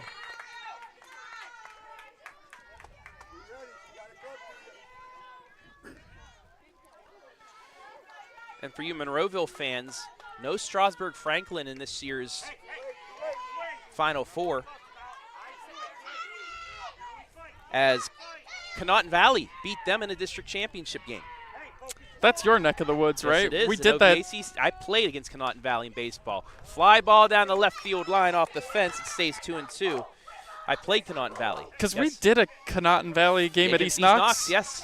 Like COVID year? Yes, it was. Was that when that was? Yes, it was. That's why they were playing? The Rockets, they are, at least in the regional, I don't know how they did, but they knocked out Strasburg, so the defending D4 champs, that's outside and the count is full.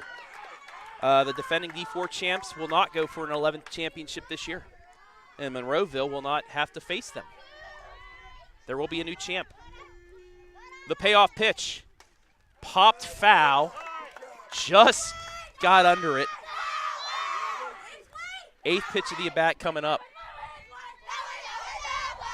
Just been so impressed with the approach from Monroeville offensively. They just keep fouling off pitches. 3-2, ground ball to third, throws the home for 1. They get the force 2 out.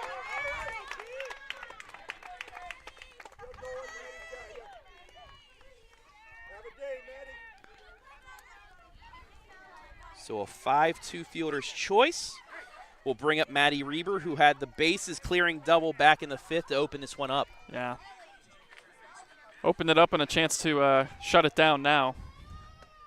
That's into the backstop. Her first wild pitch. Runner scores. It's 8-1.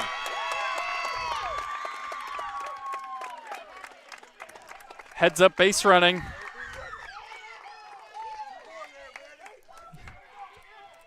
Not content. Up by 6 there, and that's just a heads up base running to finally a pass ball opportunity at third. Well, like I said, against the Mathews team, you Oh, have yeah. to get as many runs as possible. 100%. That's why I'm. Yep. Sometimes you see teams start to coast, and there's no coasting. Nope. That's high for ball 2. And if they're able to get out of this inning before it hits 11, defensively, Helmstetter, you got to get locked right back in. You can't allow them to get any momentum because they still have 2 at-bats left, and you never know what can happen.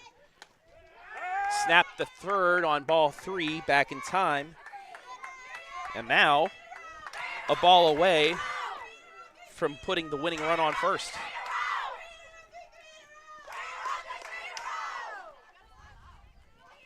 The pitch.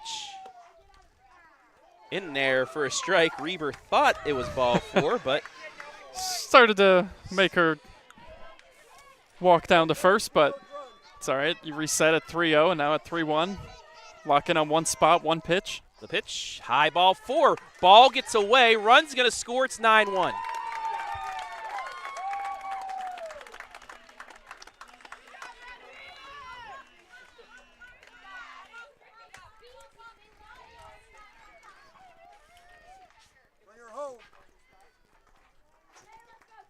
They've just been able to add on to each inning what they've scored. 2 in the 4th, 3 in the 5th, now 4 here in the 6th. Brings up Avery Rosser. Down the line, but foul. That might have been the one if it stayed fair, but it's foul. She had the game-tying double back in the 4th. 9 runs ago. I was looking for you to make a play on that one. I don't want to break the computer. Yeah. Where I would have lunged, but you know. The 0-1 outside 1-1. I'm in a good spot, I think. Yes, you are. You think. have the fence. I'm right by the fence. I do. If it does come this way, I will try and protect my cameraman Brandon Powell and compete in the camera. The camera more than Brandon. No offense. Kidding. Even if you go to protect him, I'm still worried about Brandon. Oh, hey, I was a good second baseman, okay? Brandon's in good hands, I'll say that. The 2-1. Misses for ball 3.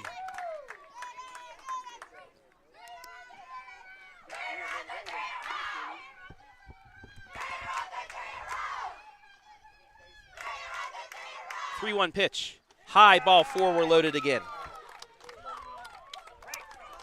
4 straight walks. And now a base hit could end it. Rachel Freeze. I should say the last 4 that have reached have been walked. There was a fielder's choice mixed in there. She's 2 for 3. She led off this inning with a single. High for ball 1, but the catcher just makes enough of a play to keep the run from scoring.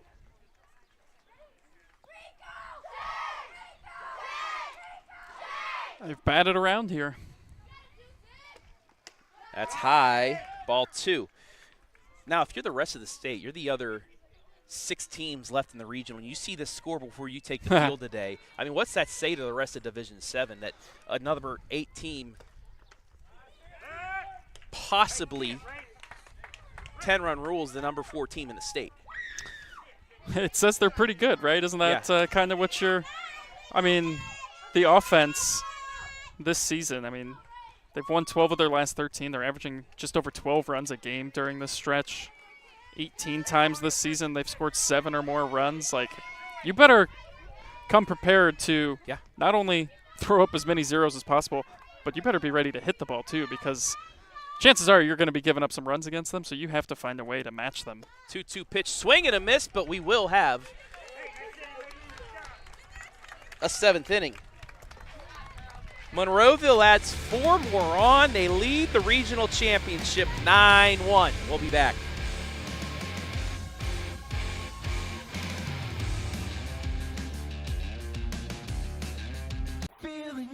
Hey, does your checking account pay you with real cash rewards with no monthly maintenance fees ever? Bummer. Ask for Kasasa Rewards Checking. It's our superpower.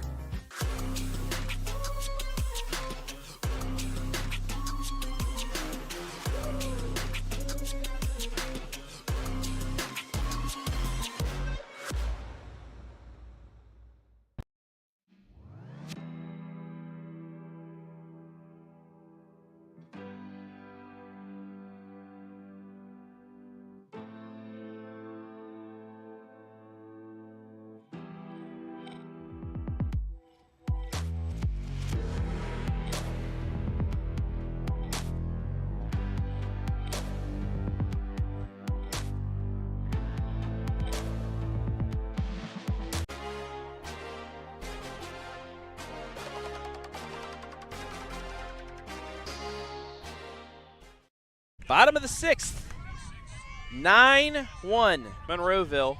This will go the distance, but an 8-run cushion now for Vienna Helmstetter and her very low ERA as Kennedy Newsom fouls that off for strike 1. Very low ERA. That's going to continue to get lower if she throws up zeros the rest of the way here. 1.26 ERA. And, yeah, this is the time for Mathews. The 2, 3, 4 hitters, they need to get something going right here, right now. Yeah, this is you don't want another 1, 2, 3 inning because then you got the bottom of the order due up in the 7th. Yeah, you got to chip away. You're running out of outs, 6 outs to play with. Pop fly, short left field. What a lunging play. Weil now makes the first out. Go gadget arms on that catch. Able to reach up over her head, come down with it. Keeps that leadoff runner off. Big first out. 5 more to go. She's made catches like that the last couple of games where she's just, with the length she has, able to just track it back and make the play. They'll bring up Matheny, who's 0 for 2. Ground ball right to third. Reber over the first, 2 outs.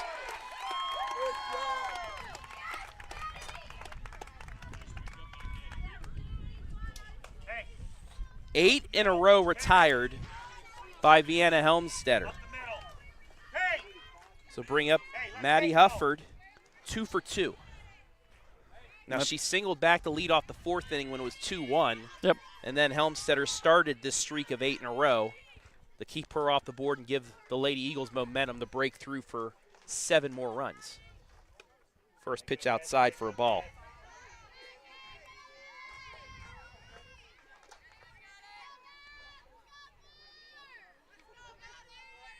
Helmstetter awaits the sign, gets back into the circle. 2 down here in the 6th. That just misses for ball 2. I do have to ask, Mr. Jardy, you had a chance to call your alma mater's tournament game in the MAC, did you not? I did, yeah. And how'd it feel? It did not go well. It didn't go well, yeah. They had a rough showing in the MAC tournament. Change up outside, 3-0. Yeah, Kent State went in. Similar offensive numbers to what you've seen from Monroeville. I mean, that lineup looked like the 90s Cleveland baseball team's lineup. And 95. Yeah, oh my goodness. But yeah, they had a big win against Ball State and then ran into the MAC pitcher of the year, Cooper Katsky from Miami, who shut them down. And then they got beat by a Toledo team that was just playing with house money in the elimination bracket. Speaking of, I keep looking. My Mountaineers are playing at noon in the NCAA tournament. Okay. I forget who Miami.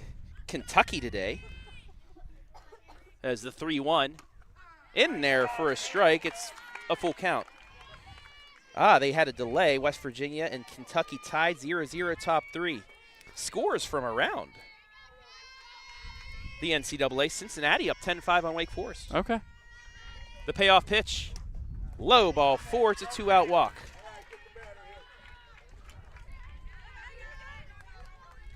Hufford on base all 3 times. 2-out walk. Try to find a way to manufacture a run now here. Speaking of the MAC, Miami plays Tennessee in the Knoxville Regional at 6 o'clock. Okay. Line drive off of Helmstetter.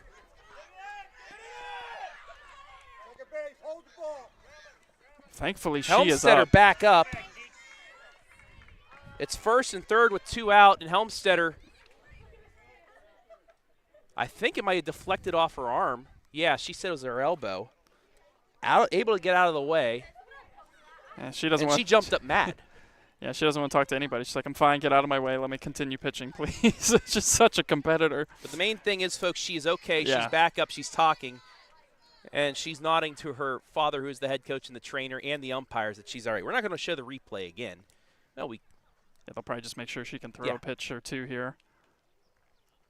Yeah, that's always scary to see one come back but she up was the able middle to like that. Turn, and it just glanced off what I think was her catching elbow. We'll take a look.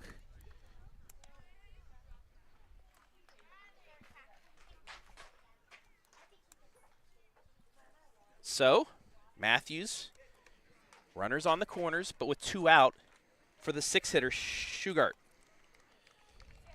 She's all right. She's going to stay in there, and she's going to try and get the final 4 outs. Fun fact, too, about the Kent State baseball team, Sean Casey's son is on the team. Okay. We tried to get him for an interview. Sean or his son? Sean. Tried to get him in the booth, but he just wanted to be a dad that day, which I totally respect. Oh, yeah. Pittsburgh favorite. Popped up. That might stay in play, but hits the backstop for strike 1.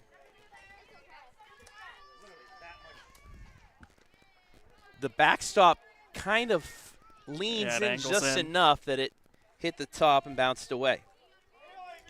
Mathews trying to get back on the board here in the 6th.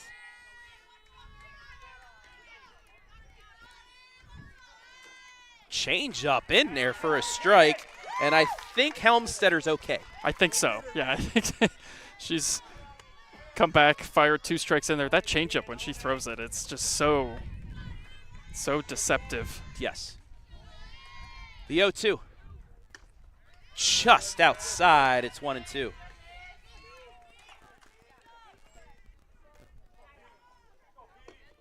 Stay tuned after the game for the Village Barn post game. Andy will have our MVP.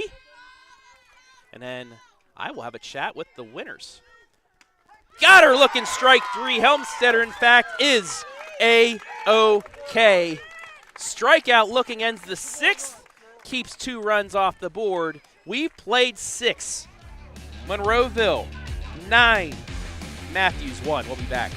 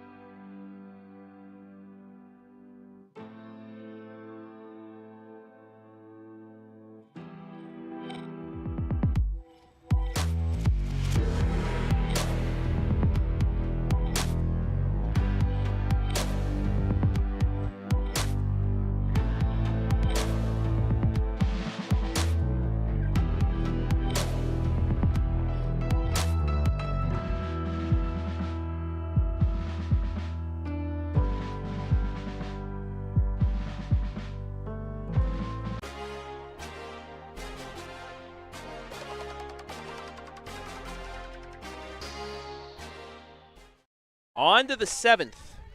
9-1 Monroeville. Looking to add on a little bit more here in the 7th. Travis Berardi back here with Andy Jardy. And it's always just seeing it in between innings here in the start of this inning, Travis. I mean, score trending the way that it's going, and Mathews, you know, some of these players, when they get out, it's potentially their last step at ever. Season ends quickly this time of the year. All of a sudden, your career is over, and the emotions weighing heavily on some of these players after they get out. You can see the emotion come through, and yeah, it's always the hardest part about this time of the year and it's sports in general, but that jubilation obviously is so palpable, and then you hurt so badly for those that aren't moving on. That's in there for a strike, or you can also be like, hey, we have 3 outs. We got to get something. No, 100%. Yeah, but there's definitely 2 things. Can you have enough willpower to still fight, or have you just you're down 8 runs? It's try and put up a fight. And that's why it's so important to continue adding on, because what you've done is you've just created so much doubt in that other dugout. You just keep adding on, and that deficit continues to grow and grow and grow, where it feels like the lead is insurmountable. Injury update on V. Helmstetter. I just saw her like dancing around looking this way, so I think she's okay in the dugout. So that's a good thing. That's a good thing. She's got a nice bruise on the arm. We'll show you that in the post game, but she's all right. Strike 3 swinging there for Scheid. There's 1 down. That'll bring up Bragg. Nice job by Pate to come out here. She had a tough time locating last inning to come out and get a strikeout to start. Much better start for her this time around.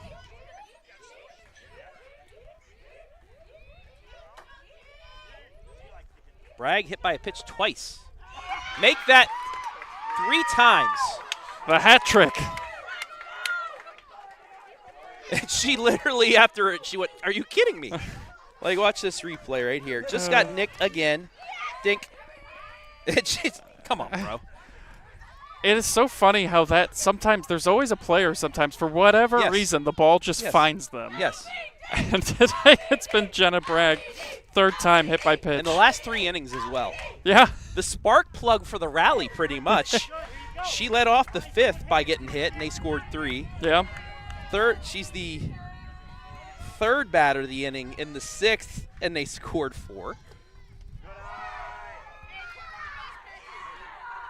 That's high to even the count at 1-1.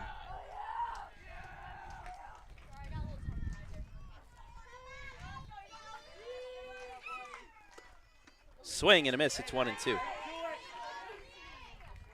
Helmstetter, barring a double play, will get another at bat.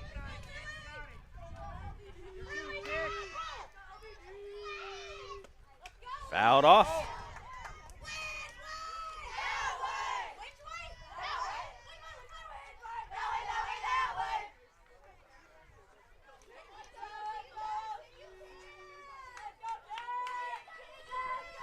Another 1-2. Swing and a miss. Strike 3. 2 down. Yeah, it looked like she took something off of that one there. Got Clark out in front. Second strikeout of the inning now. 3 of the last 4.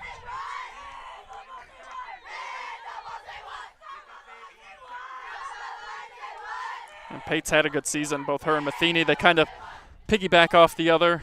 Whoever starts, the other one kind of comes in to relieve if they can't go the distance. Yeah, this was just a tough position for her today after the bases clearing double, a 5-1 deficit. You just got to think if that hit by Reber does not happen and then she comes in, this is a completely different complexion. Oh, yeah. But, you know, football, basketball, hockey, game of inches, so's baseball. Oh, yeah, for sure. I mean, a ball drops just beyond the glove. A pitch just an inch outside. Yep. Could change a whole game. Ball 3, it's 3-1.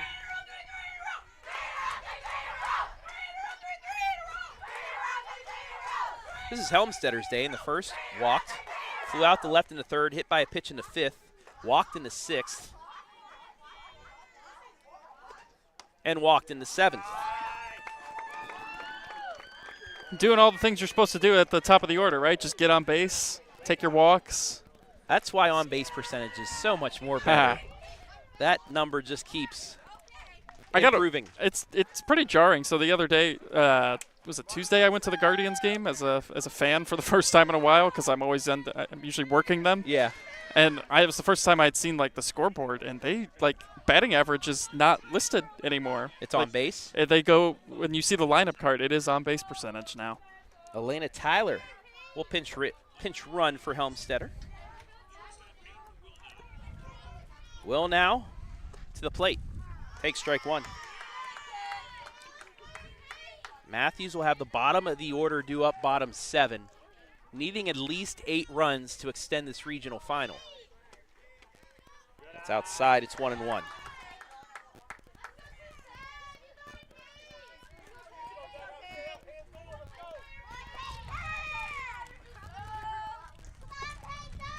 High, but a nice catch. Make it 2-1. Now, I don't know if Coach will be in the dugout in between innings, but, you know, how do you need an elephant? One bite at a time. One hit at a time, one base runner at a time, something. Check swing, thank you very much. It's foul. It's 2-2.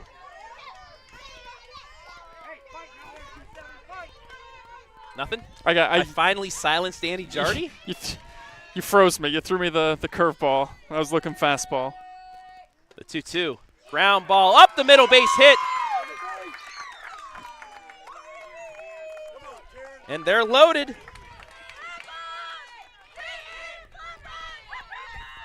For guess who?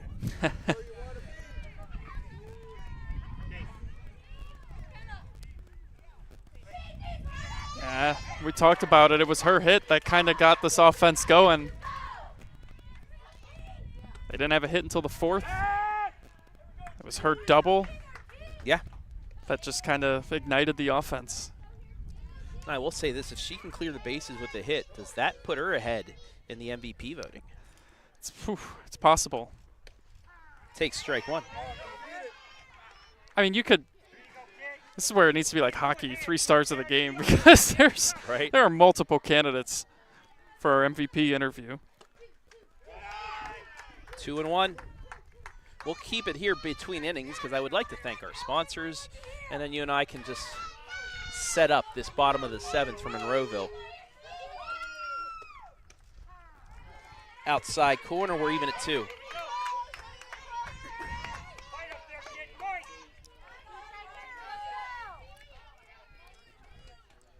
The 2-2. Little check swing stays alive. And that just sums up, like, in a very small sample size right there, what they've been able to do all day. I mean, 2-strike approach there, just kind of throws the bat out at it, fouls it off, fights for another pitch. And again, fights it off into the stands.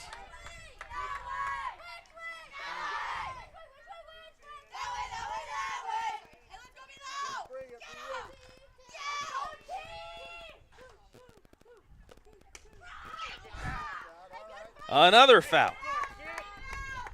The 3 in a row? Yep.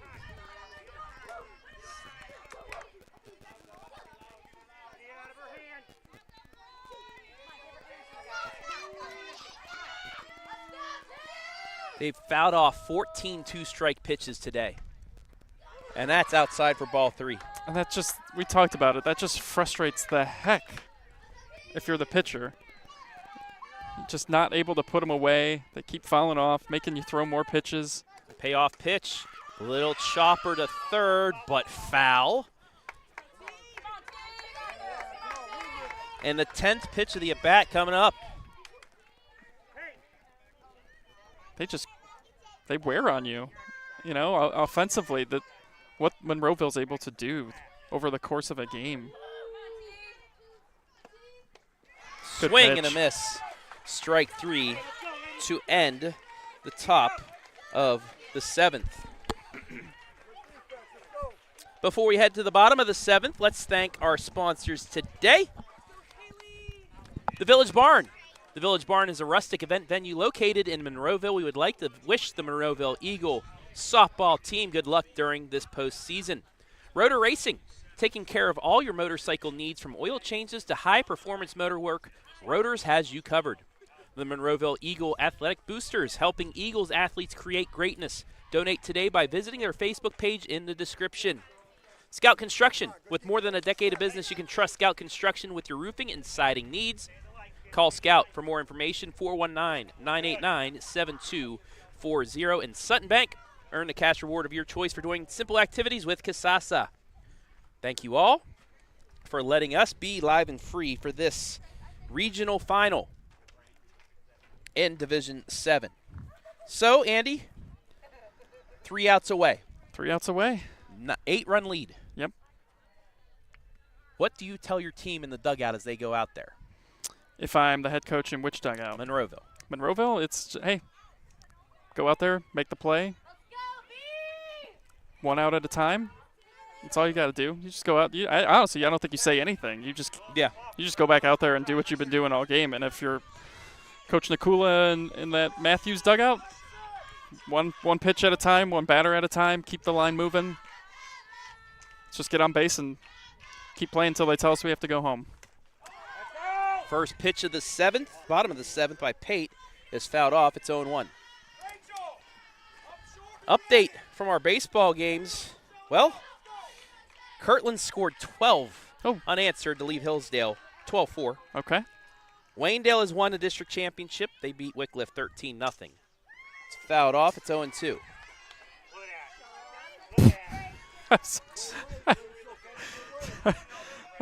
That ground ball came right over to us. Kirtland scored 11 runs in the bottom of the 6th inning against Hillsdale. First base coach from Monroeville here made a play, and Jenna Bragg came over, just said show off to the coach as he barehanded it. 0-2.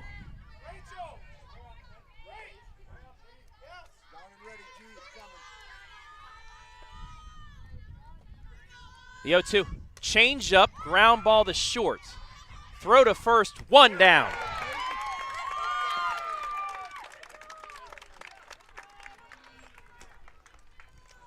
Always big to get that first out. The last 3 outs, always the toughest ones to get. But that's a good start. Nice throw by Peyton. I'll bring up Ramsey 0 for 2 with 2 strikeouts.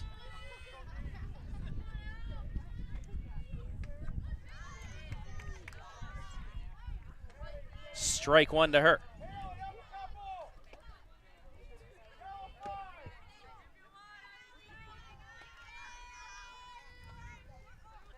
The 0-1 bunts that one foul.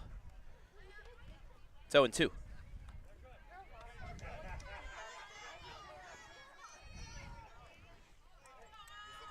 V's just done such a great job, too, of working ahead in the count all day, keeping traffic to a minimum. That's fouled off. We stay 0-2. Hey, here you go, V. Get a push here, kid. Get a push.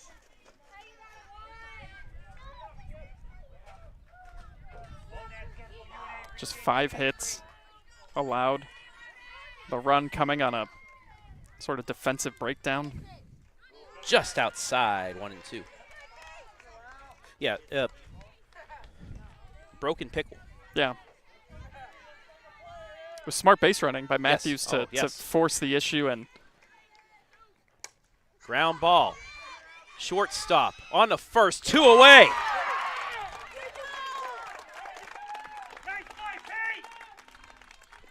Wow, no. Charging, hard throw. Monroeville's an out away. yeah, been real impressed with her cannon over there at short. Strong, accurate throws. That's what you need at that position, and she's made them. 9-hitter, Del Garbino up. Helmstetter ready. High for ball 1.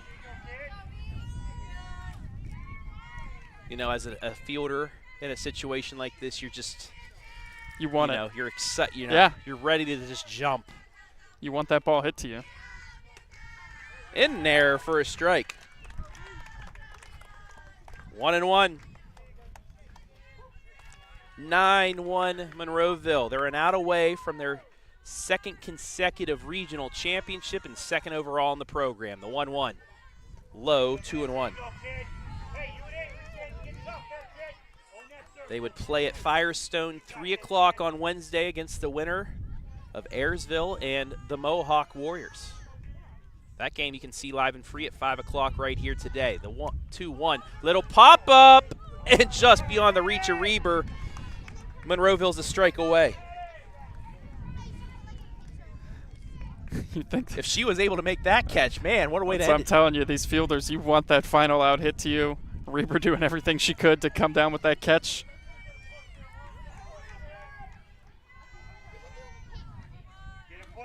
Helmstetter in the circle.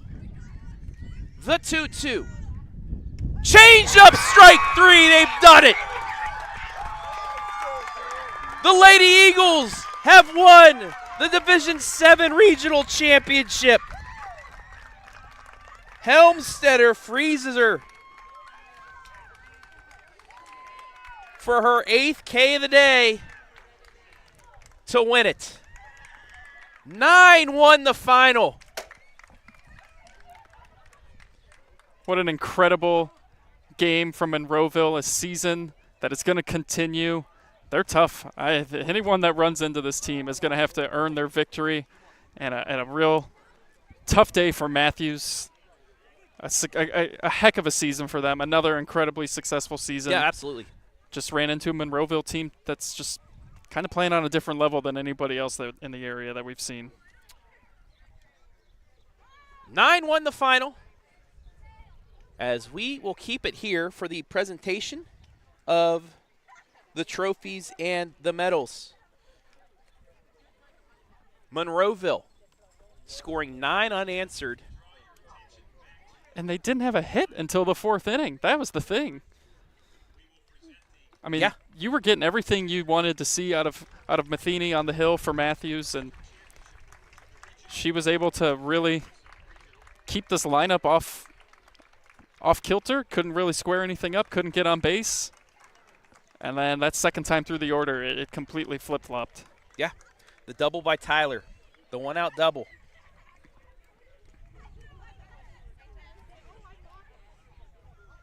That's what really sparked things. 1 out double by Tyler, 2 out double by Rosser, 2 out single by Freeze. Made it 2-1. And then from there, it just ballooned for the Lady Eagles. And we talked about shutdown innings. In that bottom of the 4th, after a leadoff single, a sacrifice to second, Helmstetter back-to-back strikeouts to end that inning, and it really just went from there. Yeah, no question about it. V was outstanding in the circle. 8 strikeouts. Just didn't allow Mathews really any opportunity to put something together. That first inning, they got some traffic, stole a run with the broken down pickle play. And that was it. I mean, what, they have 5 hits? Yeah. 1 run, 5 hits, 8 strikeouts. But if you're Mathews, nothing to hang your head about. I mean, another great season, 25 wins season. I know that this game obviously meant a lot to them after how last season ended. They wanted that shot at redemption and revenge, but sometimes that's just how it goes, and you just tip your cap and you move on.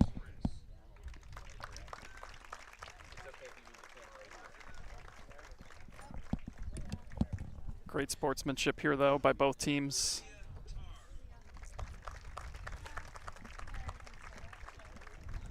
So tough for the one side. Their season has come to an end,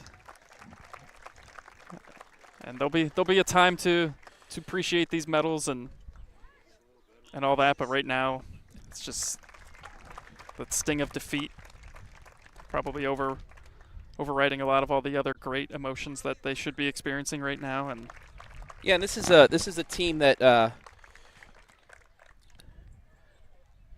their seniors. 4 district championships. Oh, yeah. Never been done. Never been done in program history. 5 straight district titles as well, too. So, I mean, they have really built the culture here at Mathews, this senior class. And that's where it's so tough. And we talk about it when you get to this time of the year. You're guaranteed nothing. Like, it's losing and go home. Season's over, career's over. And it's just a lot to process all at once when suddenly it just ends. Yeah. We're trying to get the Mathews players on here, but one of Monroeville's coaches is blocking the view. Oh, well.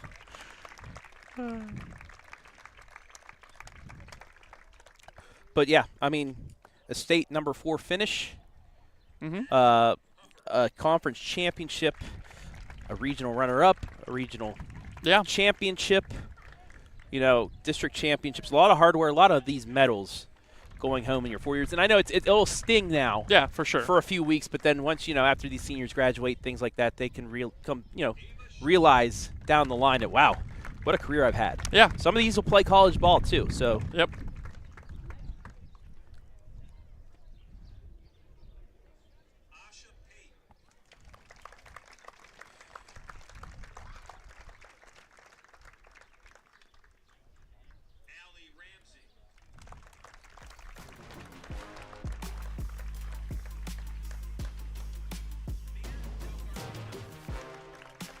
Nia Del Garbino getting her medal, the last of the lineup. They'll get their trophy, and then the Lady Eagles, it'll be their turn to get the gold. But most importantly, they get to practice. Yeah. And it looks like they're going to get a cake of some kind. I think that's what's most important. Yeah, get that cake. This kid has walked onto the field. He's got a giant sheet cake. Don't trip. Just don't. Oh, no. Coach is getting their medals now.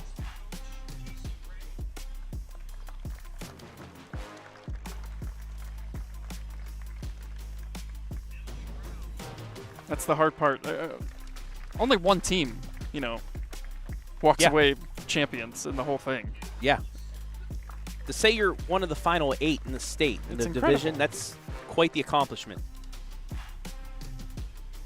No question about it. And that's where, it's where it always gets so frustrating when you have that conversation sometimes with fans. It's like, well, what are they going to do in the postseason? What are they going to do in the postseason? You have to acknowledge the success that you have up until that point too. Not everybody makes the postseason. Not everybody wins in the postseason. So having the successful season is so important, and that's why you enjoy the moments as they come. Absolutely. And again, they'll be able to appreciate this later. I mean, it stinks. If you've played any sport, you know, after a loss like this, it hurts, and it hurts for a while. But then as, you know, the days go on, you can think, hey, I was a regional runner-up. I was a regional champ. But now it's time to celebrate. As the Lady Eagles ready to get their medals.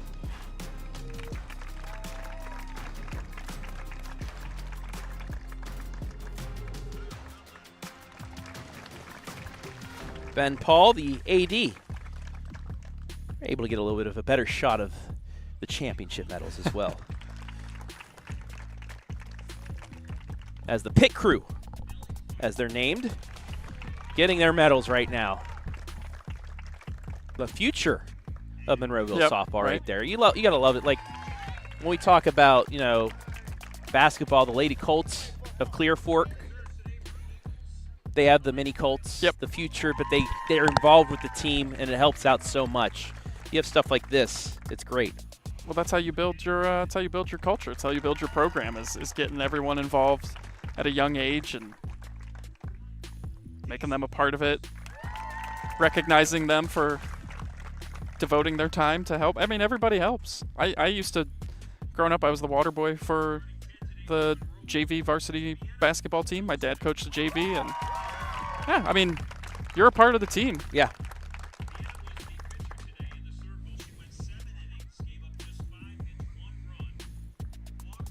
They're going over Vienna's stats.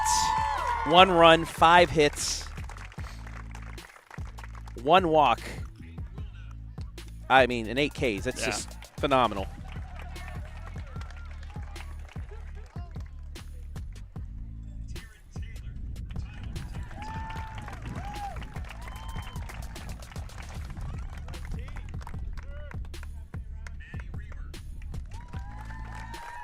There's Maddie Reber.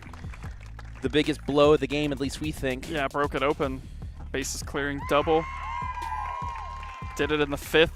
It was that 3-run 5th inning that added on to the lead. It was 2-1. She made it 5-1, and that's all they needed.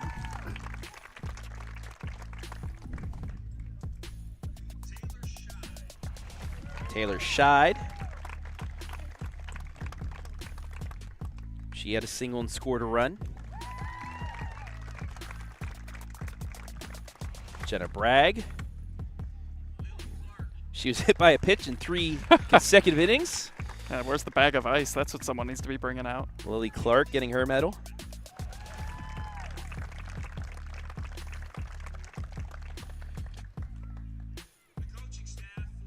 Now the coaching staff. Pat Scheid getting his, or we'd like to call him the wall.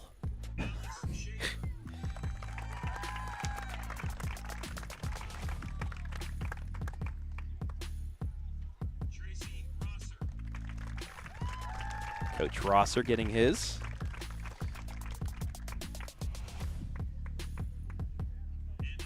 And the head coach of the regional champs for back-to-back seasons, Abe Helmstetter. Big ovation, as you would expect. And now, time for the trophy.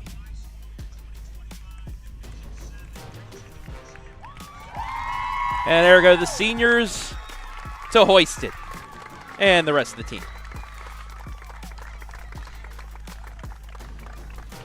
There they are, heading back to Firestone Stadium, the Lady Eagles of Monroeville. We'll take a break, be back with our postgame with our MVP interviews and much more as the celebration begins here from Avon Lake.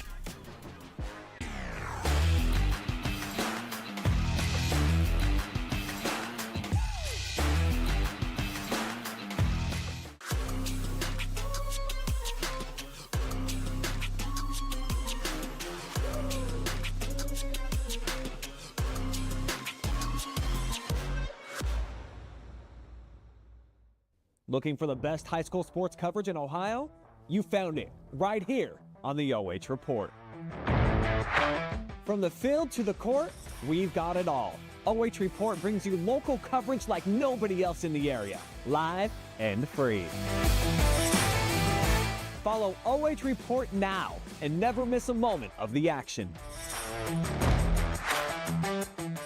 Don't just watch, be a part of the game with OH Report, the future of local sports. Hey, does your checking account pay you with real cash rewards with no monthly maintenance fees ever? Bummer. Ask for Kasasa Rewards Checking. It's our superpower.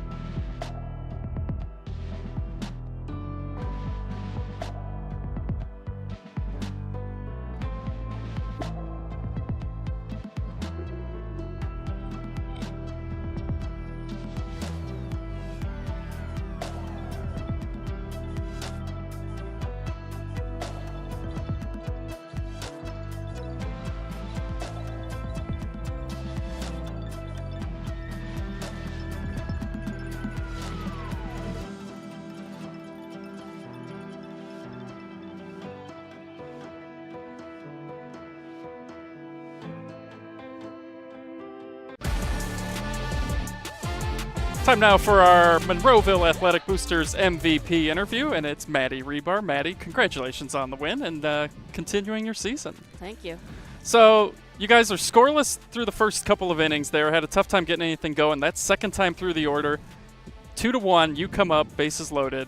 Can you take us through that at bat and that big 3-run double? Well, my approach up to the plate every single time is just to get on base, so that was my goal, but I'll definitely take the double any day. So.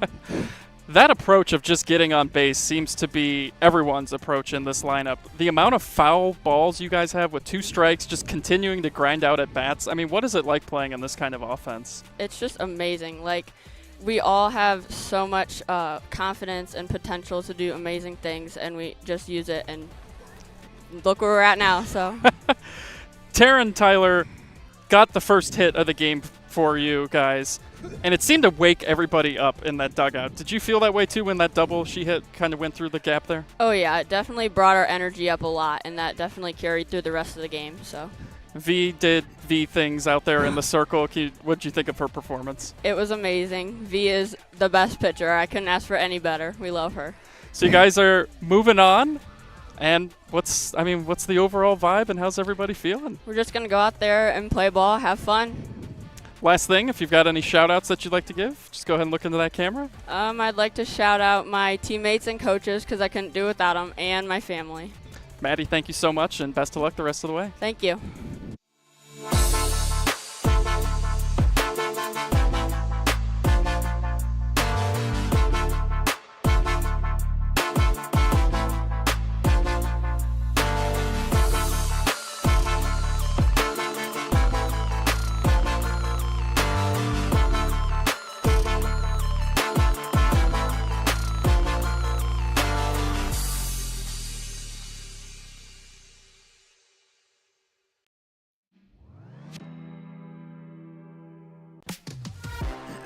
back here inside the Village Barn post-game show where they might have a party at the Village Barn tonight, celebrating another regional championship.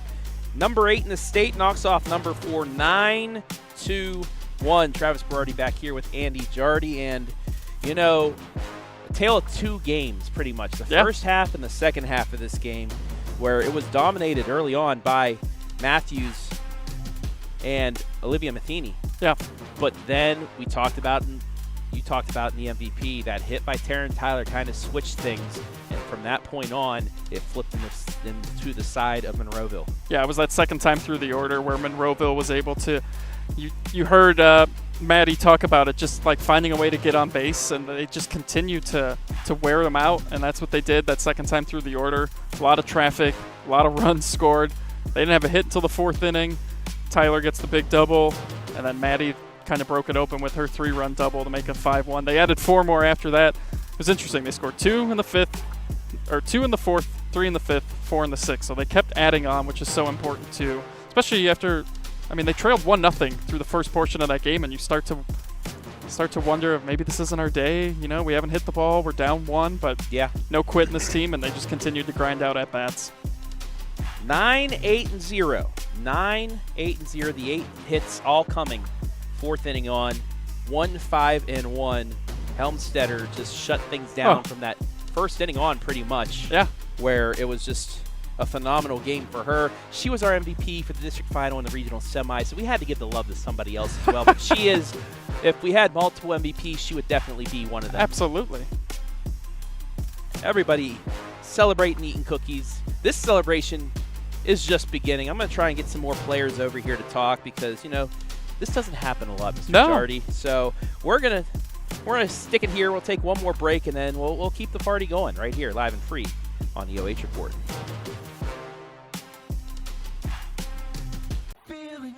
Hey, does your checking account pay you with real cash rewards with no monthly maintenance fees ever? Bummer. Ask for Kasasa Rewards Checking. It's our superpower.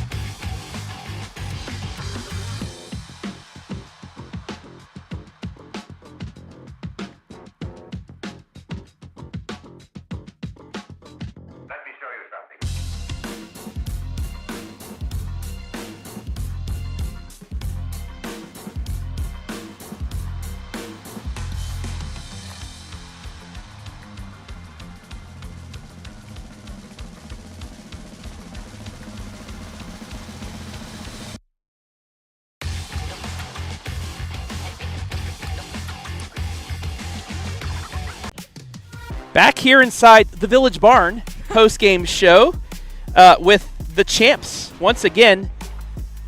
And I'm going to start off with, well, Taryn Tyler, who knows the Village Barn pretty well, don't you? I do. Yes, you do. How's it feel? Back-to-back regional champions. How's that feel to you? Feels great. It feels great. It's a great feeling, and I've only cried tears of joy twice in my life, this year and last year. This year and last year? Not for volleyball? You went to the you went to the championship. I probably game, cried right? then, too. Yeah. Oh, we got the hell. Okay. Well, as we see how much they can stack on your head, take me through this game because your hit kind of sparked the offense for you guys in the fourth inning. You had that double in the gap. You scored the first run, but after your hit, did it seem like you guys calmed down a little bit and got focused? Yeah, I think so. This is a different kind of pressure playing in this game, and I think we responded well after the first inning here, and it was fun in the dugout, and that's like a big part of what we do is keeping hype in the dugout. I mean, you're right next to us the whole game. I'm sure we were. Oh, it's fun. Yeah.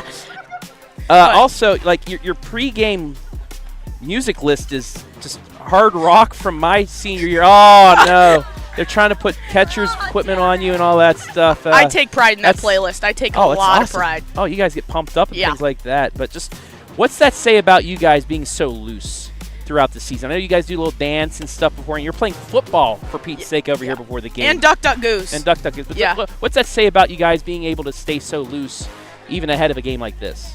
I think it's just our mentality coming into the game. Abe always preaches to play hard and have fun, or have fun and play hard, and I think we did a lot of that today. And my head swaying back and forth. This is content right here. Beautiful.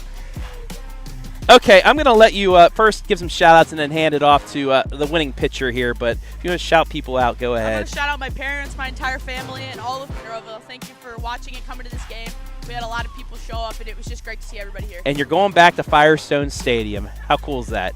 It's great. Can't wait to play on some turf because I'm about blown out of my cleats. All right, hand it off to our winning pitcher now. Look at those cleats. They're literally blown out. We have to interview V Helmstetter because she was our MVP in the district championship. She was the MVP for the regional, and we got to talk to her here today as well because the performance she had. V, first of all, congratulations on another regional championship. First, are you okay? Show us the bruise because we thought that was something major. You can see the strings of the ball on your wrist. Talk about a war wound, but you're all right, right? Oh, yeah. Yeah, okay. Now, how does it feel, back-to-back regional champs? Oh, it feels great. It's much more exciting this year now that I'm a senior, but I think this whole team wanted it really bad. Oh, look at Oh, my goodness. They're all super good at hitting it. Oh, don't worry. This is going to make the roundup on Wednesday. Anyway, they score. You can just focus on me. There's nothing behind you.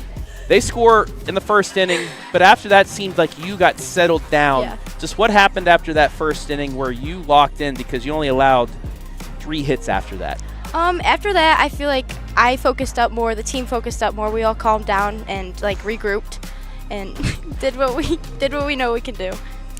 You're going back to the state Final Four, and Strasburg Franklin's not going to be there. The defending champs lost in a district championship game, so you don't have to worry about them anymore. But you guys, after today, I mean, at least me, and I know people around the state are going to see this score and think you guys are probably the favorites in the Final Four, but that doesn't mean anything once you get to Firestone Stadium. What do you guys need to do the next few days to get to Wednesday in the semifinal? I mean, obviously we're going to celebrate this win. We're taking it one game at a time, but we're going to refocus, work hard at practice, and just adjust to the team that we're playing next.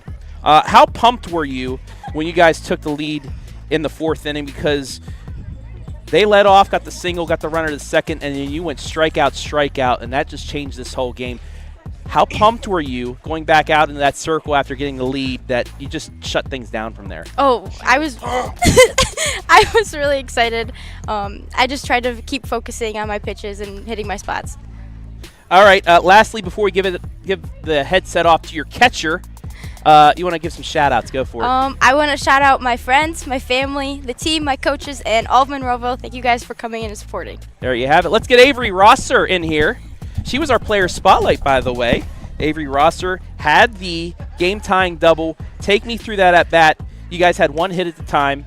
You had a little bit of momentum, but what were you looking for that you were able to tie the game with? I was looking for my pitch, which is waist high, pretty much right down the middle. I also really like to swing at the first pitch, so if it's there, I'm going to go for it. So try to take a deep breath, keep focused, not get too amped up or anything.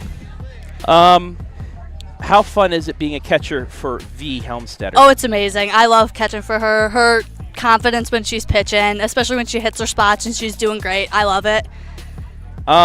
You're playing in a back-to-back regional. This team before last year had never made it to the Final Four.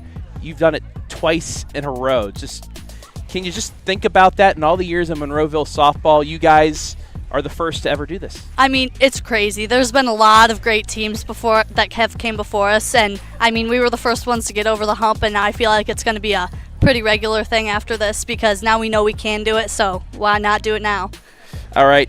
Before we get it to the other Tyler, if you want to give some shout-outs, go for it. I want to shout out my family for always supporting me, all these girls out here that helped us win today, and the whole village of Monroeville for showing up for us.